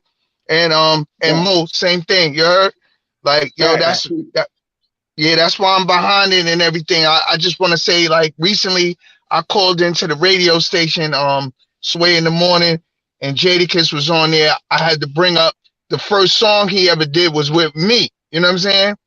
And I just don't want people to forget history sometimes. It's like, all right, you made it. I'm still doing music. You know what I'm saying? I just dropped the album and all that. Cheeks, Mr. Cheeks, shout out to him. He just shouted me out on Math Show, you know what I mean, as being one of the best, one of the greats, he said. He said one of the greats in Southside. I was doing park jams for a minute. I still do music. I still produce. I do videos. I rap. You know what I mean?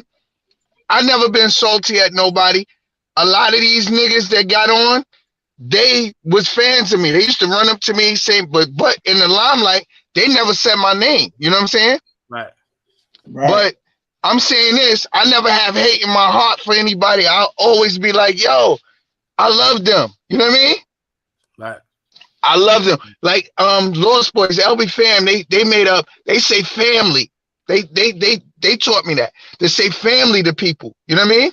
Like, so when I see Big Boosie, I say, yo, what's up, family? You know what I mean? Right. That means we got a connection. That mean, you know what I mean? We family.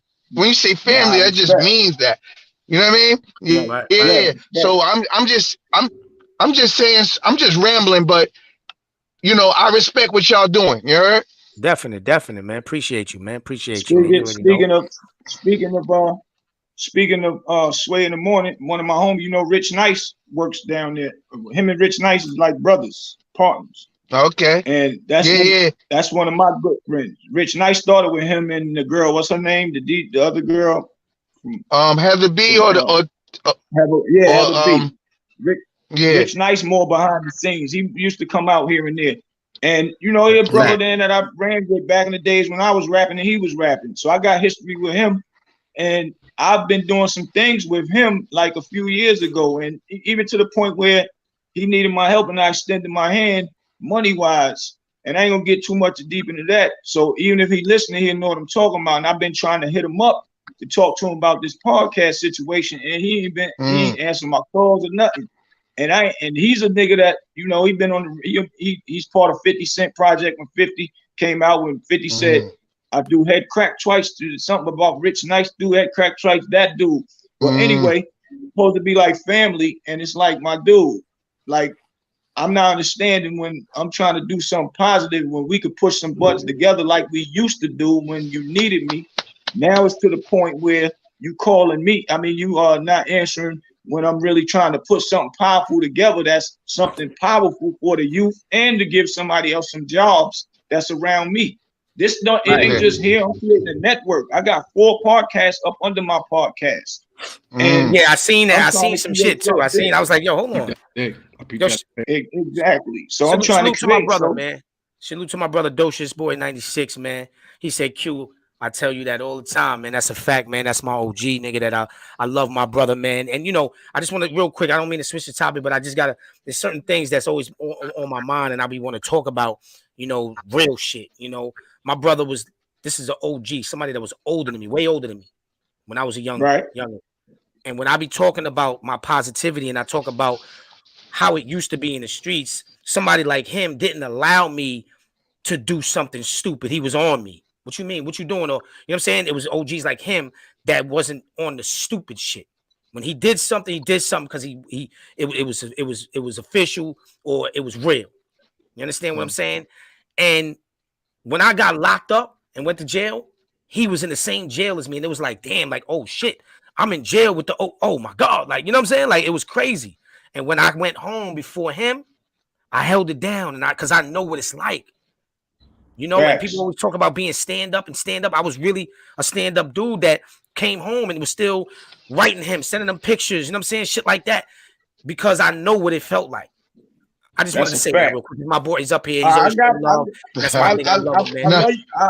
I love you for that. I got one of them stories too. My nigga from Brooklyn, man. When in that case I was telling you about, and he had to cop out and take the weight because let his girl go home. I'm drinking right now. and his homeboy go home. And he had to do the whole 15 straight, but I was holding him down while in there the whole time. I even went and tried to spend 15 grand to get him out, but they said he exhausted all his chances. But I wasn't stopping till he got out of there, though. My nigga Jabbo passed away. God bless the dead. But my brother Double here tell you about him. One of the greats. But so I understand why you respect your OG right there. And he said, "Never forget what you did for me, King. Love you, my brother. Love you, man." And we speak. You know, it might be take a week. It might be either I'll call him or he'll call me. And that's the real love. Sometimes that's all it takes. That's all it takes sometimes. But sometimes people don't understand. Like, you go through so much shit in life, and you might not have nobody around, or you might feel like, damn, I knew this person for years. Niggas don't even check on you. We've been checking on each other for ever since. Always. And sometimes it might take longer than that, but we always come to our senses and be like, oh, hold on, I ain't hit. Nah. Y'all grown men, and y'all busy, and y'all working, and y'all got kids, so y'all know y'all can't talk every day like y'all probably did when you was younger or when you was locked. So y'all have that understanding. That's why y'all got that bond the way y'all got. And that's another positive thing about smart brothers. Right. I hate that Joe Buttons said that, you know, he liked when podcasts fail or people fail. I don't like that. That really irked me. Hate. You know what I'm saying? Yeah, that's not good for a person that's successful already. When you want to bring your brothers up, you know what I'm saying? When you want the next person to rise, and especially like y'all doing some positive networks, like you said, it's hard enough. Everybody's doing stuff negative, and they getting you can do something negative and get to shine, but that positivity lasts so long. It lasts forever. Right. You know what I mean? Because you built it. That's like with me going through. Pardon me. Go ahead. I'll finish what you're saying. Because I'm I was just saying. I did, but I caught myself though, and I said, "Pardon me." Go ahead, Nah, you listen. PBN Network and Big BOOTSIE Network, y'all gonna be around forever, man. They gonna see when they go down, y'all gonna still be up. You heard? Facts. That's a fact. You know what, Q? All right, go ahead, Mo. Now go ahead, because I want to ask you a question and everything. So you go ahead. I'm waiting. Let's do it. I'll get back to that. Now you cut me off. I was next. Nah, go ahead. No, I raised my hand and all that. Nah, I'm good. Look, he said I raised my hand like we in fucking 5th grade. What is this nigga talking about? I'm drinking right now. We got Big BOOTSIE in the motherfucking building right now, man. Shout out to Big BOOTSIE in the building. He got me. Look, I'm drinking now. I don't even drink like that. Shout out to PBN. You know what I'm saying? We here. We in the building. Nah, go ahead, Mo. Now, if it was a situation years to come, and it was a biopic made about your life, who would you want to play you in a movie? That's a good question. That's a good question. That's a good one. Like, how you gonna ask somebody something like that? Like what you mean? And it would have to be a celebrity. He was already in a movie. Brothers, they ain't have to hit him up, but they know. Right. You feel me? So it's like at the end of the day, they gotta make a movie about him in the next 10 years. Real shit. I just want to know who you would like to play. Speak that shit into existence, Mo. Speak it to existence, Mo.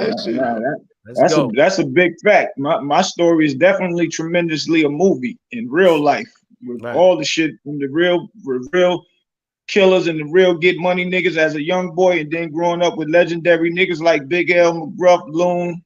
And Mason, I know Mason when he was before rapping, and Cameron, that's my boy. So who would it be? The story is crazy. So I don't know, man. That's a good question. I have to look back. You got to think about that one, right?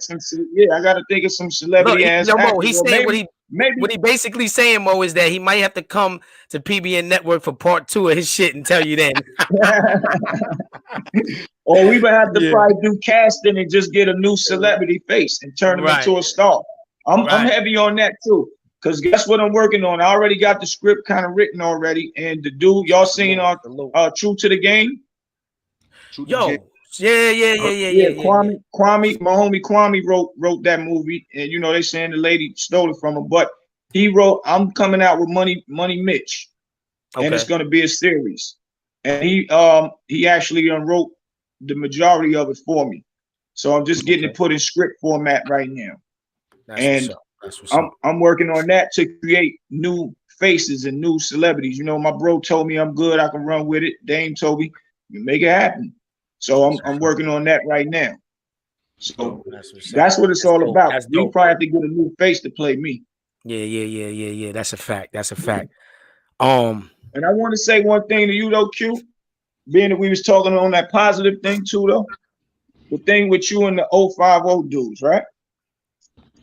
I commend both parties because I sat and watched both of y'all talk junk to each other and crazy, and I'm looking at my little bro. I'm like, man, that's Q. Don't get it twisted. That's Q back then, right? But that ain't the Q right now, and he got too much bigger things because I know what you got big going on and what you putting together. But I commend you for standing your ground. You know what I'm saying? Now I double commend you for even coming back and saying, man, I ain't getting caught up in that. I ain't let nobody trick me out of here, man. Hell no. And I double commend the dude, China Brim, because he the type of dude that speak his mind, my nigga. And they call themselves the dark side, but the show that you did with him, I seen a positive side to them as well. So I got shout out. Salute to that. Salute to the 050 kids, man. Big salute. And it's crazy. The Harlem dude. That's crazy, man, that you said that, because I was about to say something to that. Like, you know, some people, you just said, I commend you for holding your ground, and I double commend you for standing up and you know, going back to your senses and speaking positive and deadening the drama. And I say that to say this because a lot of people, some people look at it like, oh, this nigga's Q Life is a fraud. He's beefing on the internet with somebody, but he's supposed to be positive, beats negative, and then he deads it, right? Let me explain something to the people that's thinking that way. Q Life is a human being. That's number one. I was about to say that. You there's so many things that people get into and don't even know behind the scenes. So I don't want people to think everything is peaches and cream, everything is perfect. Nothing is perfect. Now, what I do promote is stopping the violence. What I do promote is positivity, but I don't turn the other cheek.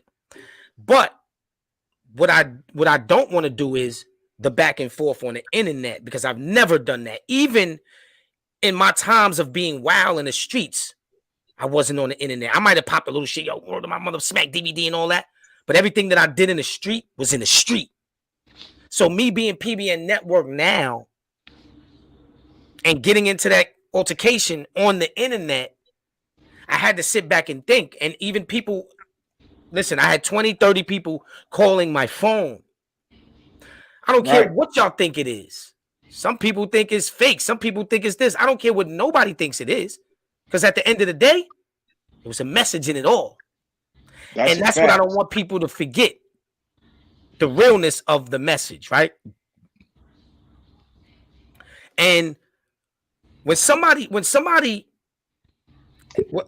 living a life of destruction, but was always still a good dude, and you see what he became, they set you on this pedestal, and they want to keep you right there where they want you at.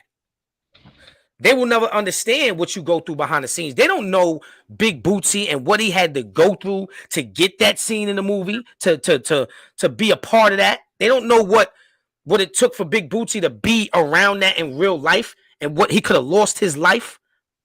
You could have lost your life. People don't understand that. They just looking at now. Oh, he's big, so why he don't act like this, and why? Because he know better. He been through so much before what you even know that's not even something that he wants to even think about right now. So I don't want people to forget and get it twisted. We're living in a life right now. This is hell. This right here is hell. This world we living in is hell. Ain't no underground. The devil got horns. It ain't none of that. This is hell. The devil is an entity. So when you see something going wrong, if somebody right now, if I'm walking down the block and somebody smacks me, And then by the time I'm fighting this dude back, beating him up, somebody got the camera and they showing that. Now Q Life is negative. No, Q Life just defending himself. And sometimes I might do wrong, but I come back to my senses. I come back, and that's what I did. So Big Bootsy, I salute you, and I appreciate you for even commenting and saying what you just said, because you know the real. You know that, hey, you know what? I ain't gonna say he fucked up by beefing with somebody. No. He stood his ground because somebody was beefing with him, and he did whatever he had to do. But he realized that it wasn't worth it, and he deaded it. And China Brim also deaded it, and you know, came to his senses, because like you said, that kind of brought a light to the dark side, and he even said that. Right. It ain't no dark side. So it's gonna be a light side, and that's what I want to do. That's my mission. That's my goal. For people that want to know positive beats negative, my goal is to bring the light to any dark situation that if I can. You know what I'm saying? And that's what I want to do. Shout out to everybody. Shout out to all the panels. We call it out of the darkness into the light. You know what I'm saying? Right, out of the darkness into the light. Facts. Into the light. But before you can do that, you gotta behold first. You know what I'm saying? That's right. When you behold, sometimes you can't talk. You can't talk when you beholding. All you gotta do is just learn, listen, and observe. You know what I'm saying? And that's when you get to the light. But if you talking and you not observing and you just keep on this with the mouth and all that, and being other people's characters that you learned in the street, then you're gonna fall. You know what I'm saying? Flat on your ass. You know what I'm saying? So just because your shadow's on the ground don't mean you have to be the ground. Nah, let the sun shine light on your head, man. You know what I'm saying? Right. And be the message that nothing to prove. Yeah, nothing to nobody. Nothing to prove to nobody. Now, nigga, because if you'd have kept feeding into that and you want to prove something to somebody, everybody gonna be looking at you on the internet in jail now. And now it's going to turn into a Troy Ave and what's his name, Taxstone situation that shouldn't have never happened. You know what I'm saying? All for ego over the net. So we ain't gonna get all into that. I'm glad and positive. I'm glad that my brother stood up and said, "Man, I ain't doing that shit. I'm gonna let a nigga know I'm real. My bad. Let's skip over that because you got bigger fish to fry, homie." And once again, salute to the China Brim dude for even acknowledging it and saying, you know what, you're right. Because he could have been like, man, fuck that. I don't get, you know what I'm saying? So we gotta give him his prop too, him and his homie, the Harlem legend. Guy, man. Harlem legend. Yeah, salute to the 050. Salute to the 050. Yeah. Also salute to my homie Zip with the drip. He stepped up and kind of I seen him step up for you. Shout out to everybody that shout out to everybody that called my phone though, like that really cared about. And some of the calls was yo, what up? That type of call, you know what I'm saying? Of course.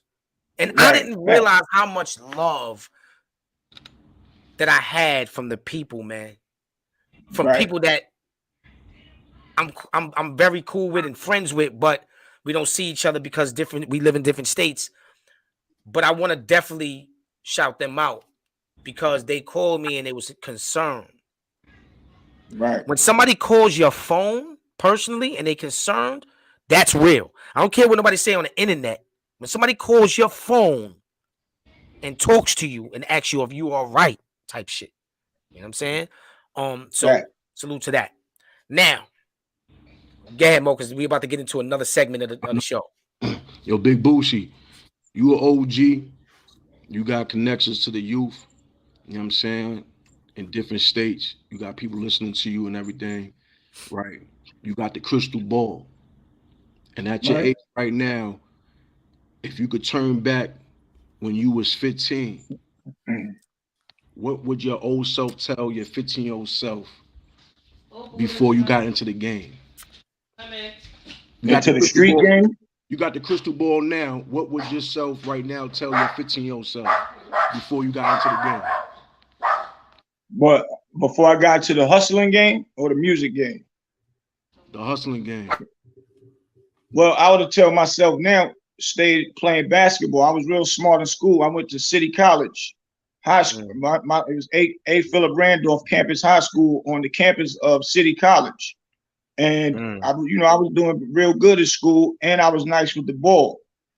So if what I know now, I would have stayed following that path doing the school work, because when you follow that path in school, when your peers graduate, they go get a job. When you about time to graduate, they'll pull you up and when you get that diploma that's needed for these type of jobs out here, something to be ready for you. And $4,000 or $5,000 a month is good money. $10,000 a month is good money if you budget it right. True. We wanted to get 4, 5, and 10,000 a day, and that got in our bloodline and our system that we thought that we need that type of money fast, and we never knew how to budget money. So I would tell myself, learn how to budget money and make yourself grow from there. And or I stayed playing basketball because I was great at it. I might could have went pro. That's what I would tell myself right now. That's what's up. Financial literacy is the key. Yes, exactly. Sir. Yes, sir. Yes, sir. Good question. Good question. So I real did quick the music now. thing, so yeah, I'm listening. We in the part of the segment where we play the question game. Let's go. Now, some of these questions could be trick questions, which is that comes from more knowledge. The trick questions come from more knowledge. So when he asks you a question, I advise you to think 3 times before you answer it. My questions are just general life questions and situations. All right. I get straight to the point. I'm not about tricking anybody. I don't want to do that. I leave that up to Mo Knowledge. He's the best at it. Now, that's what's up. Who do you pick to go first? Who you want to ask you a question first? Me? You want the general life question first, or do you want one of those trick questions from my brother Mo Knowledge? I want a trick question, man. I like the hard I kind of stuff. knew he was going to say that. I knew he's an OG, so he's going to go with that. He's going to roll with that. Yeah, I play chess, so I'm going to sit back and I'm going to drink. I'm going to drink my drink because this is going to get very interesting. Let's go. Let's go. So you want me to ask him 2 questions or just one? I don't care which. No, one. We're going to go back and forth. We're going to ask 2 questions each. All right. So maybe 3 because I'm getting right. All right. So before I ask these questions, nobody in the comments. Mike, what up? Mikey, yo, shoot real quick. Hold on. Sorry. Real quick. Salute to the brother Mikey. This is free. The bro, official dude. He's home. Up top with him. Official dude. Stand up. My brother, we're going to get you on the show one day too, man. Just hit me in the DM, man. You heard? You already know. Everybody go follow Mikey, man. But yeah, go ahead, Mo. Before I ask these questions, everybody that's listening in, do not give out the answers, please. All right. Oh, right. Because some people in the chat right now, they already know that we got faithful PBS. You got to come up with some new questions, Mo. I mean, come on now. Bro, do comedians come up with new material? Yes, they do. They be after a while. After a while. It's all good. You know what I'm saying? But yeah, do your thing. Do your thing. He's waiting. All right. The first question that I'm gonna ask is how many days are in a year? 360. Bootsy, I told you to think 3 times. This is a trick question. That's not a trick answer right there. Come on. Okay. How many days in a year? How many days are in a year? So basically, we gotta be analytical. You know what I'm saying? So you gotta analyze the words before you could get the answer. Facts. So what's the it's a key word with radio station questions. I'm saying the key word that could get you the answer is just you gotta hear it. You gotta be still. Right. How many days are in a year? How many days are in a year? 1. Nope. It's closer. That's closer than the goddamn first one you said. Right. You get that's 2 trials. You get 3 answers, and then we got to tell. Right. You. One more. No doubt. How many days in a year? Okay. Are in a year.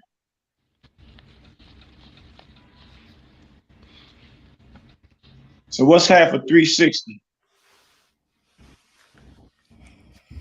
What's half of 360? What's half of 360? Yeah. 180. So 180 days in a year. Nope. That's 3. See, the thing about what he's doing is you worrying about the year. He worrying about the year. But yeah, I mean that's what I do. The thing is that worry about the day. If you know what year means, you got that answer that you got, right? But every word has a meaning, right? So instead of worrying about the year, worry about the day. You know, day means things. What is a day? So how many days a year? If you know the meaning of day, then you get the answer. 24. Nah, you already said 3. We just gotta tell him now. Yeah, y'all gotta tell him. I mean, I want him to really like. That was a good one. You get 3. What you mean? When you playing, if you playing a goddamn game on TV, you don't get extra times. Like, don't give him any more shots just because he's Big Bootsy. All right? You know what I'm saying? Cut it out. Nah, that's a good one. Gangsta Lou mom is my OG, B. I understand all that. This is not about favoritism, though. All right, brother. Yeah, that's my brother. That's my brother. But so you gave him 4. He still got it wrong. You want to give him another try? No, I'm gonna give you the answer. If you want me to give you the answer, you want one more shot? He said, give him the answer. So the answer is 7 days within a year: Monday, Tuesday, Wednesday, Thursday, Friday, Saturday, and Sunday. And then it goes. How many days? It's only 7 days. In a year. Crazy, right? When he first did it to me, I was like, wow. It's only 7 days. Because if it was really 365 days, that means they would have another name for the 8th, the 9th, the 10th, and they would just have it all the way to 360, but they don't. They would have it all the way to 365, but they don't. It's only 7 We're gonna days. have this conversation again. I'm gonna lay back and ponder on that later tonight. I'm just saying, like, so we was talking about the trick shit that they do to us in this world. But just that right there, just know that words are spells, and we've been tricked and we've been had since we've been on this earth. But at the end of the day, if we know the that song that they got 360 days in a year, we got the same old fashioned look. That song is bullshit then. Hey. I mean, when you think about the days, you know what I'm saying? Hey. It's only really 7 days. That's a good trick question. Let's get into this life, which is everyday life right now with what's going on in the world. And I talked about this on my podcast one time when I was doing PBN shenanigans. So whoever's watching that used to watch PBN shenanigans, you already know what time it is. Now, Big Bootsy. Yeah. If you got 3, it's 3 of y'all. 3 of y'all are best friends. You know what I'm saying? It's you and your 2 other dudes, and y'all all best friends. It don't matter how y'all met, y'all all are supposed to be best friends. Right. Now, I'm just using us an example so that it could be easier for you. Us 3 right here. We all 3 best friends. Right. Mo Knowledge is having sex with my wife. Right. Right? This is just, listen, y'all, this is just a question. This is not real because I don't want people to take this video, chop it up. Oh, shit, Mo Knowledge is fucking with Q Life's wife. I don't even have a wife. You understand me? Right. Let's get it correct. Now, Mo Knowledge is effing my wife. Right. Bootsy, you know about it. Right. Do you keep it to yourself or do you tell me? And we all best friends.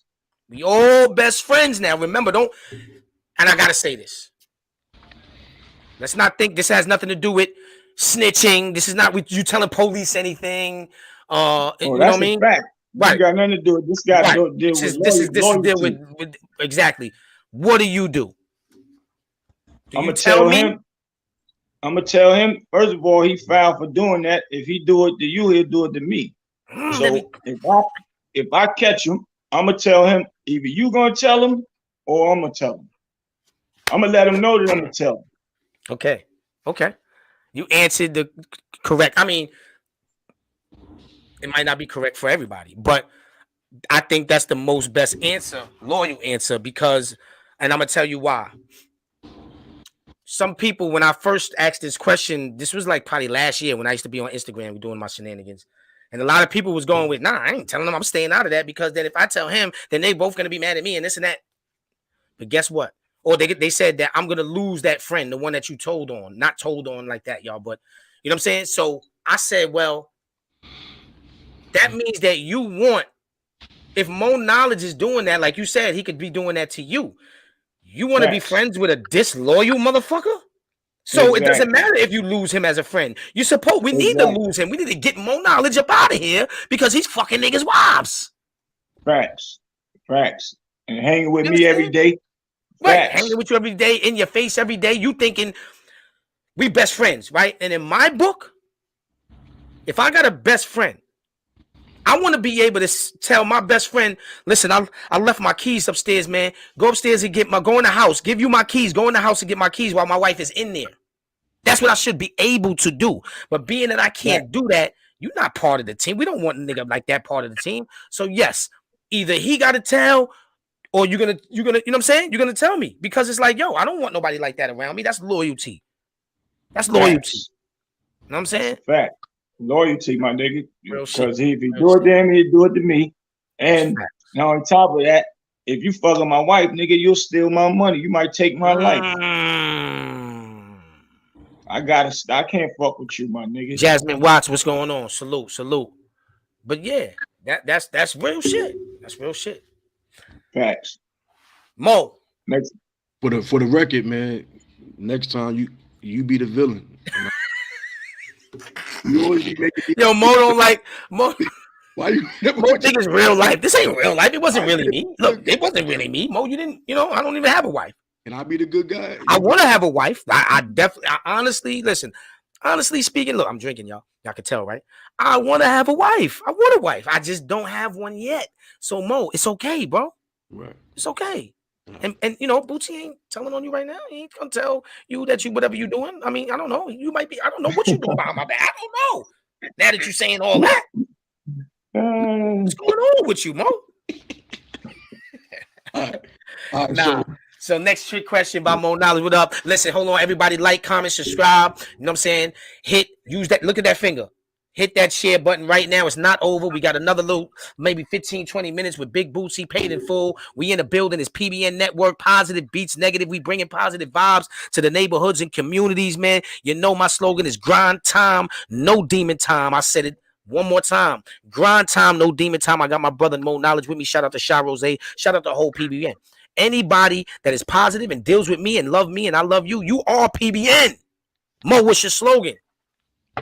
Knock, who's there? True custodian warrior, washing up negativity. Yo, you see how I did that knock, the dog? Yeah. Ready. Yeah, knock, who's there? True custodian warrior, washing up negativity. It's all about positivity, grind time, no demon time, man. Shout out to Q Light, shout out to everybody that's tuning in. Shout out to Big Bootsy, man. Salute. Big shout. Y'all see that? The Q Life, the Cash App is up. If you want to donate, man, go ahead and do it. You already know what it is. What's up, Mo? What's the next joint? Jazzy Joy in the building. All right, so the next joint is a tricky one too, man. Like you really gotta think out a tricky one. And everything. Another tricky one. Yeah. What shines light in the dark? What shines light in the dark? You know what I'm saying? What shines light in the dark? Diamond. Wifey said diamonds back there. Yeah. I could hear it. Yeah, he can hear you. Yeah. What shines light? What shines Somebody light? says Sweet Daddy Mo. Ooh. Let me take that down. What shines light in the dark. Know what's going on here. There's some good tricky questions, boy. What shines light in the dark? What shines light in the dark? What shines light in the dark? You know what I'm saying? What shines light in the dark. That's another subliminal. Let me share this live out. Hey, you say with Jesus, man. So you know that's what Jesus did. He was a man of parables. That's right. Definitely was.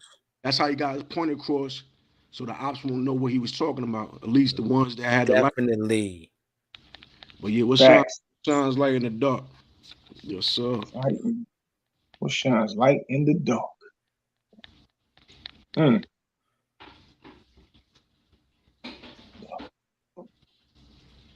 So if it was dark, what's the only thing that's shining light? The moon. Got it. Woo! Big Boosie. Listen, hold on. This is epic. This is epic. You know why this is epic? I think Big Boosie is the first one to answer right on the first go around. Am I correct? If we really think back. But I ain't gonna lie. I gave him a clutch. Because it don't matter. That's your fault. Whatever you gave him. But at the end of the day, he answered on the first on the first try. He did. Because even that won't give you the answer though. You could have said something else, but you said if it's dark, what shines light in the dark, and then you went straight to the moon. So that's you a wise man. That's the only thing I can think of. He said that's the only thing I can think of. Facts. You had to think real quick. You had to think real quick. I definitely wasn't gonna say flashlight.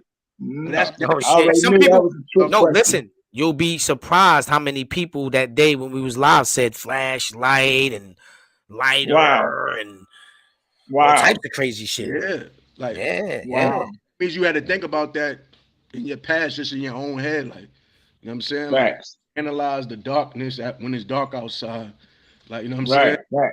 So like, you know, it just came that quick. I gotta, yeah. I gotta think of my next question. Hold on, shit.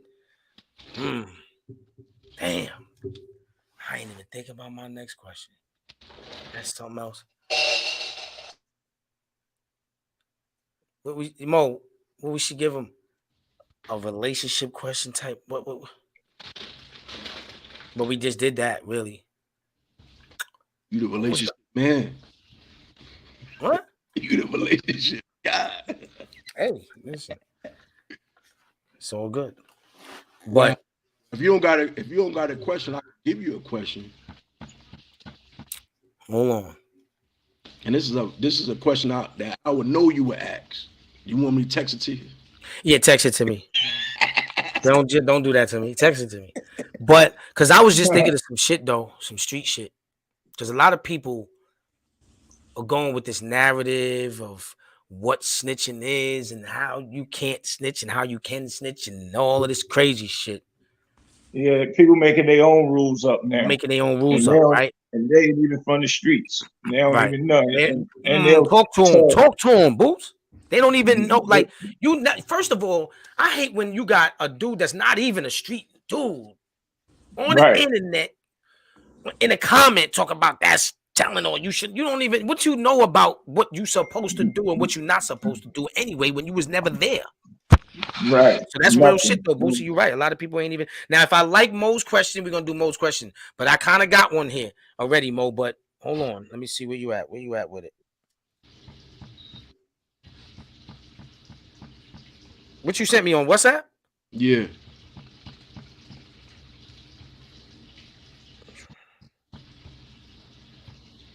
We could ask. That could be an extra question because that's.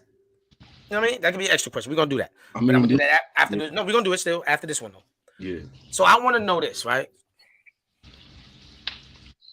And I think, all right. So if let's say you were in the car driving with one of your kids, you got a daughter, a son, whatever. You stop at a red light, and mind you, y'all, I'm freestyling right now. You stop at a red light, and it could be because you had some old beef. It could be whatever, or people just trying to do whatever to you. And somehow, some way, while you at the red light, somebody breaks into your car, snatches your daughter up or your son up, whatever. Allegedly, y'all. I'm not saying this is real because people might be, and they get away with it. You try to chase them, you get away with it. Maybe a couple of minutes later, they call you up the phone and you hear your daughter or your son's voice, and they're like, they're gonna kill me can you please help me? Can you please help me? You don't know where she at. Are you calling police? Are you calling police or you not? Or are you trying to find her by yourself? What would they be asking me for?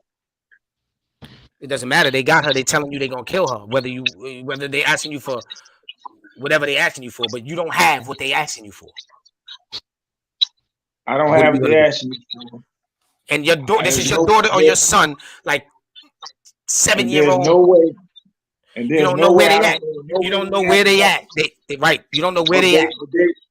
But they opened my car door and all that stuff and got in the car. Was able to get in the car and get up. Which I know, Bootsy, that won't be that easy for somebody to do that to you. But this is just a hypothetical question. You know what I'm saying? So, I get what you're saying. And they did get in and get it, snatch the door. I could be on the phone, anything, snatch the door and snatch the kid out real quick or whatever.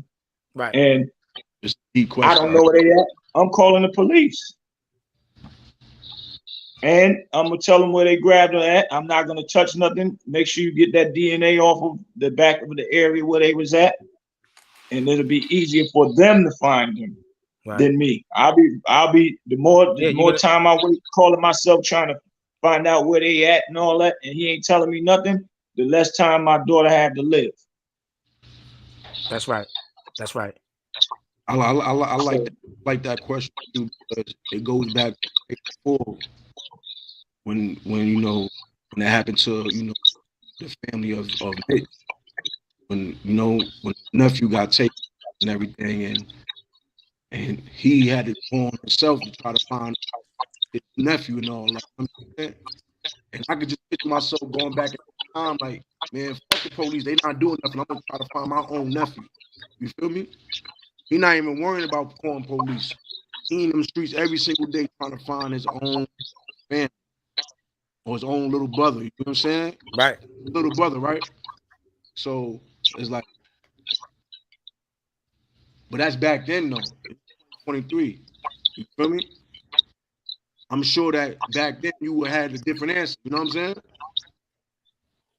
Can I tell you what I do if the police find her and she come home safe? No. You can't tell us, because I know, but don't you know? I already know.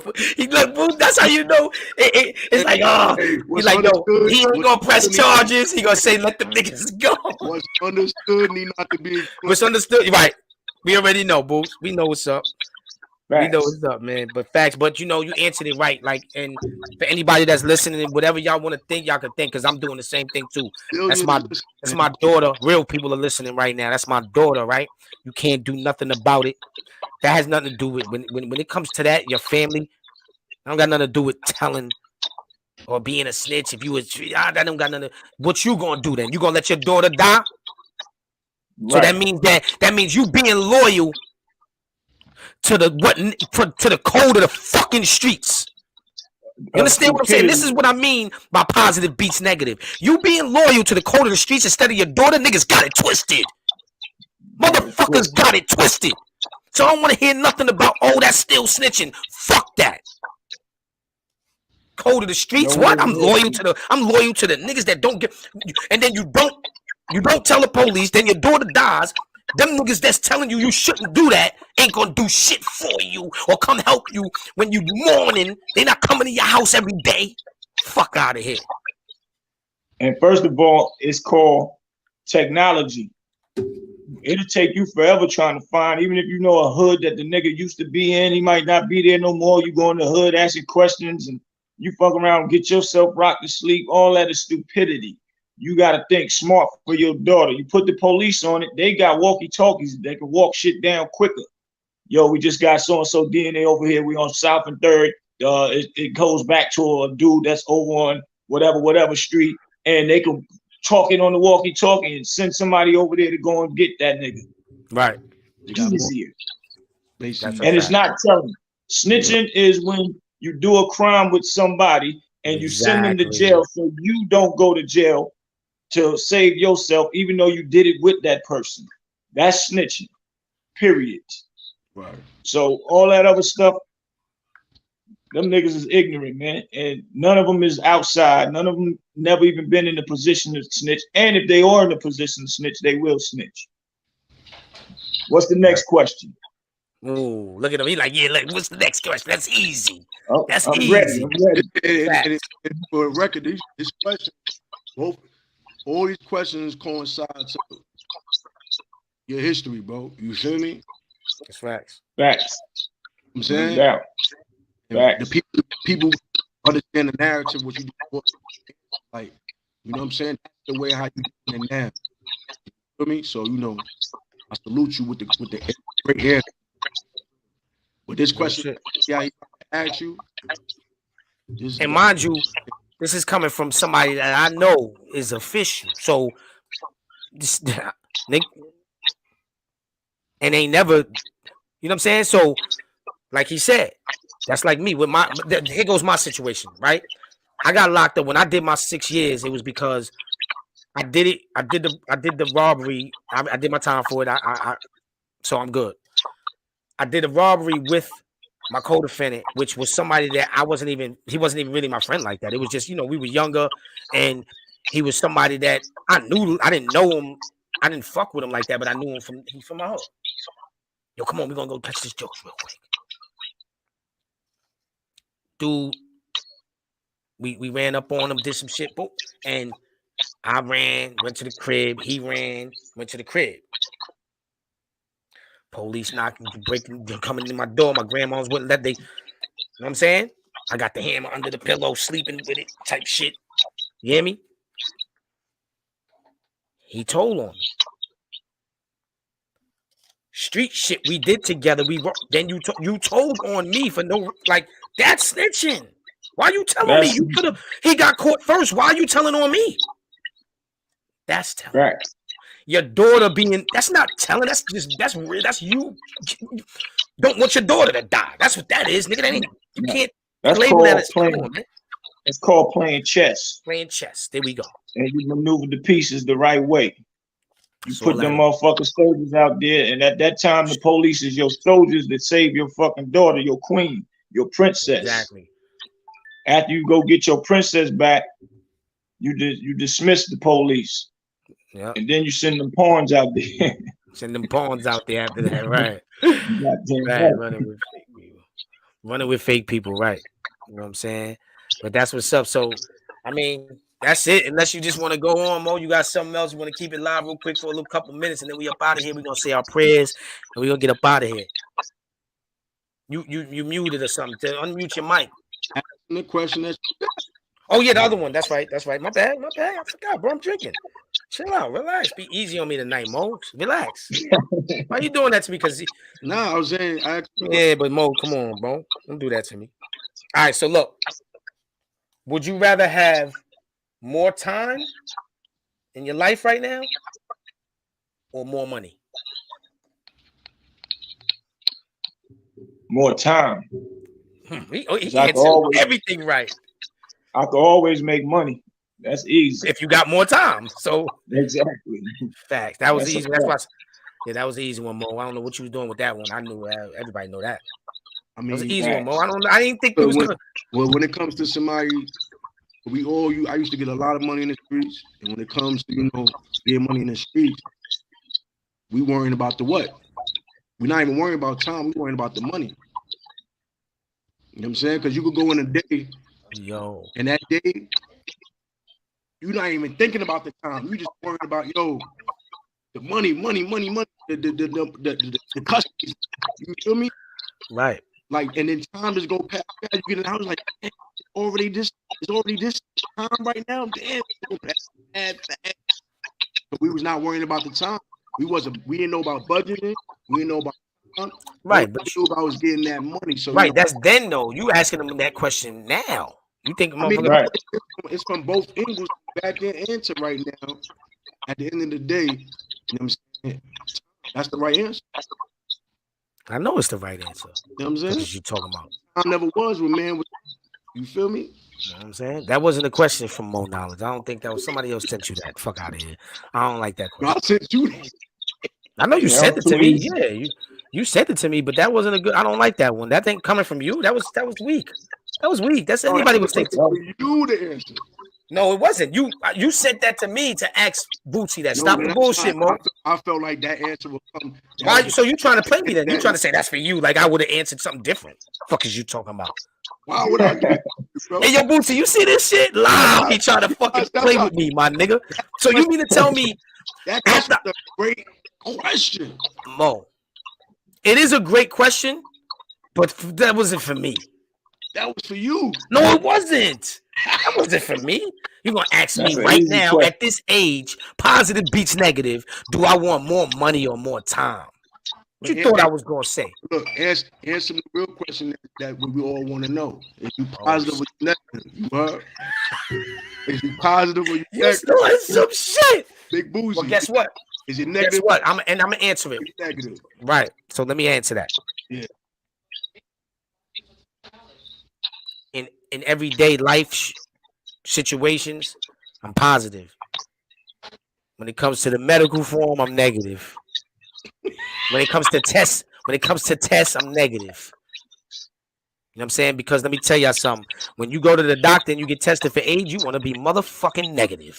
You understand what I'm saying? But when you in these streets and you trying to discipline or guide these kids the right way, and you trying to show people how it should be so that we could come together and get right, it's gonna be positive. How about that? I ain't drinking that much, nigga. Don't play with me, man. Nah, but basically what it is, bro, words and spells. That's right. In the hospital where people got certificates, people that's doctors, people that's nurses, they negative. And they trying to say positive got the disease. Yo, somebody said, I don't mean to cut you off, Mo. Somebody said, I don't know which Tanya that is. She said, Mo tired and ready to eat. Oh, shit. Why y'all trying to play my guy? And then they said Q is echoing. Y'all it's time and phone. But Big Boosie. Jazzy Joy Bonds in the building. What's up with you?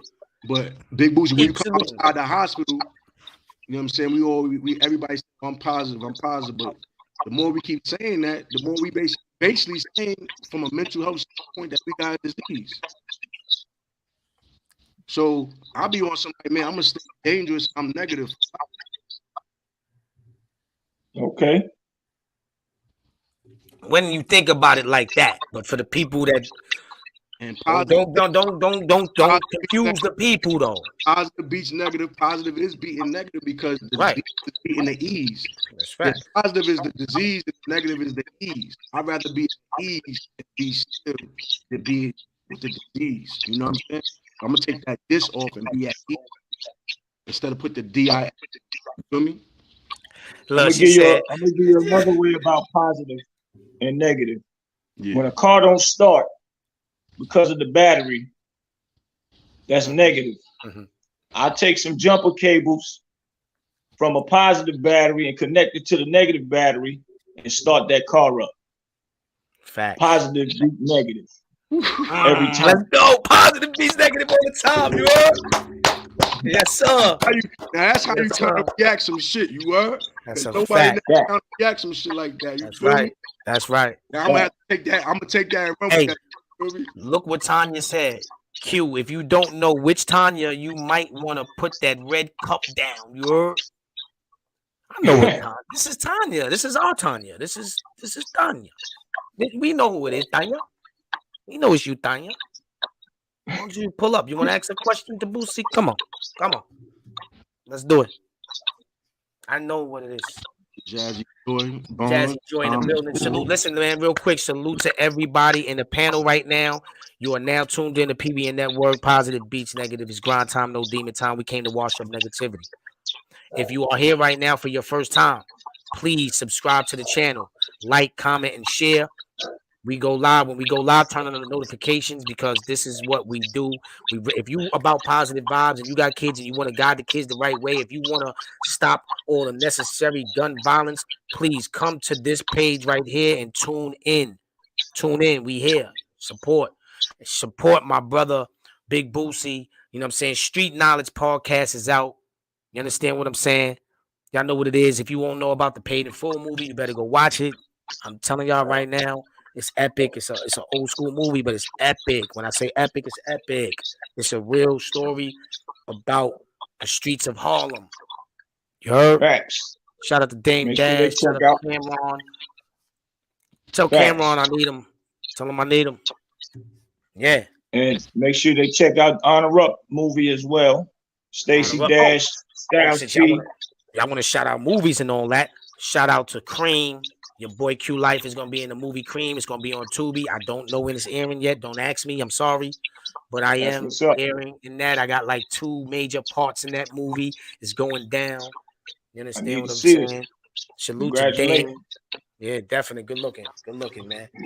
Y'all know what it is. We here, man. We about to take it out.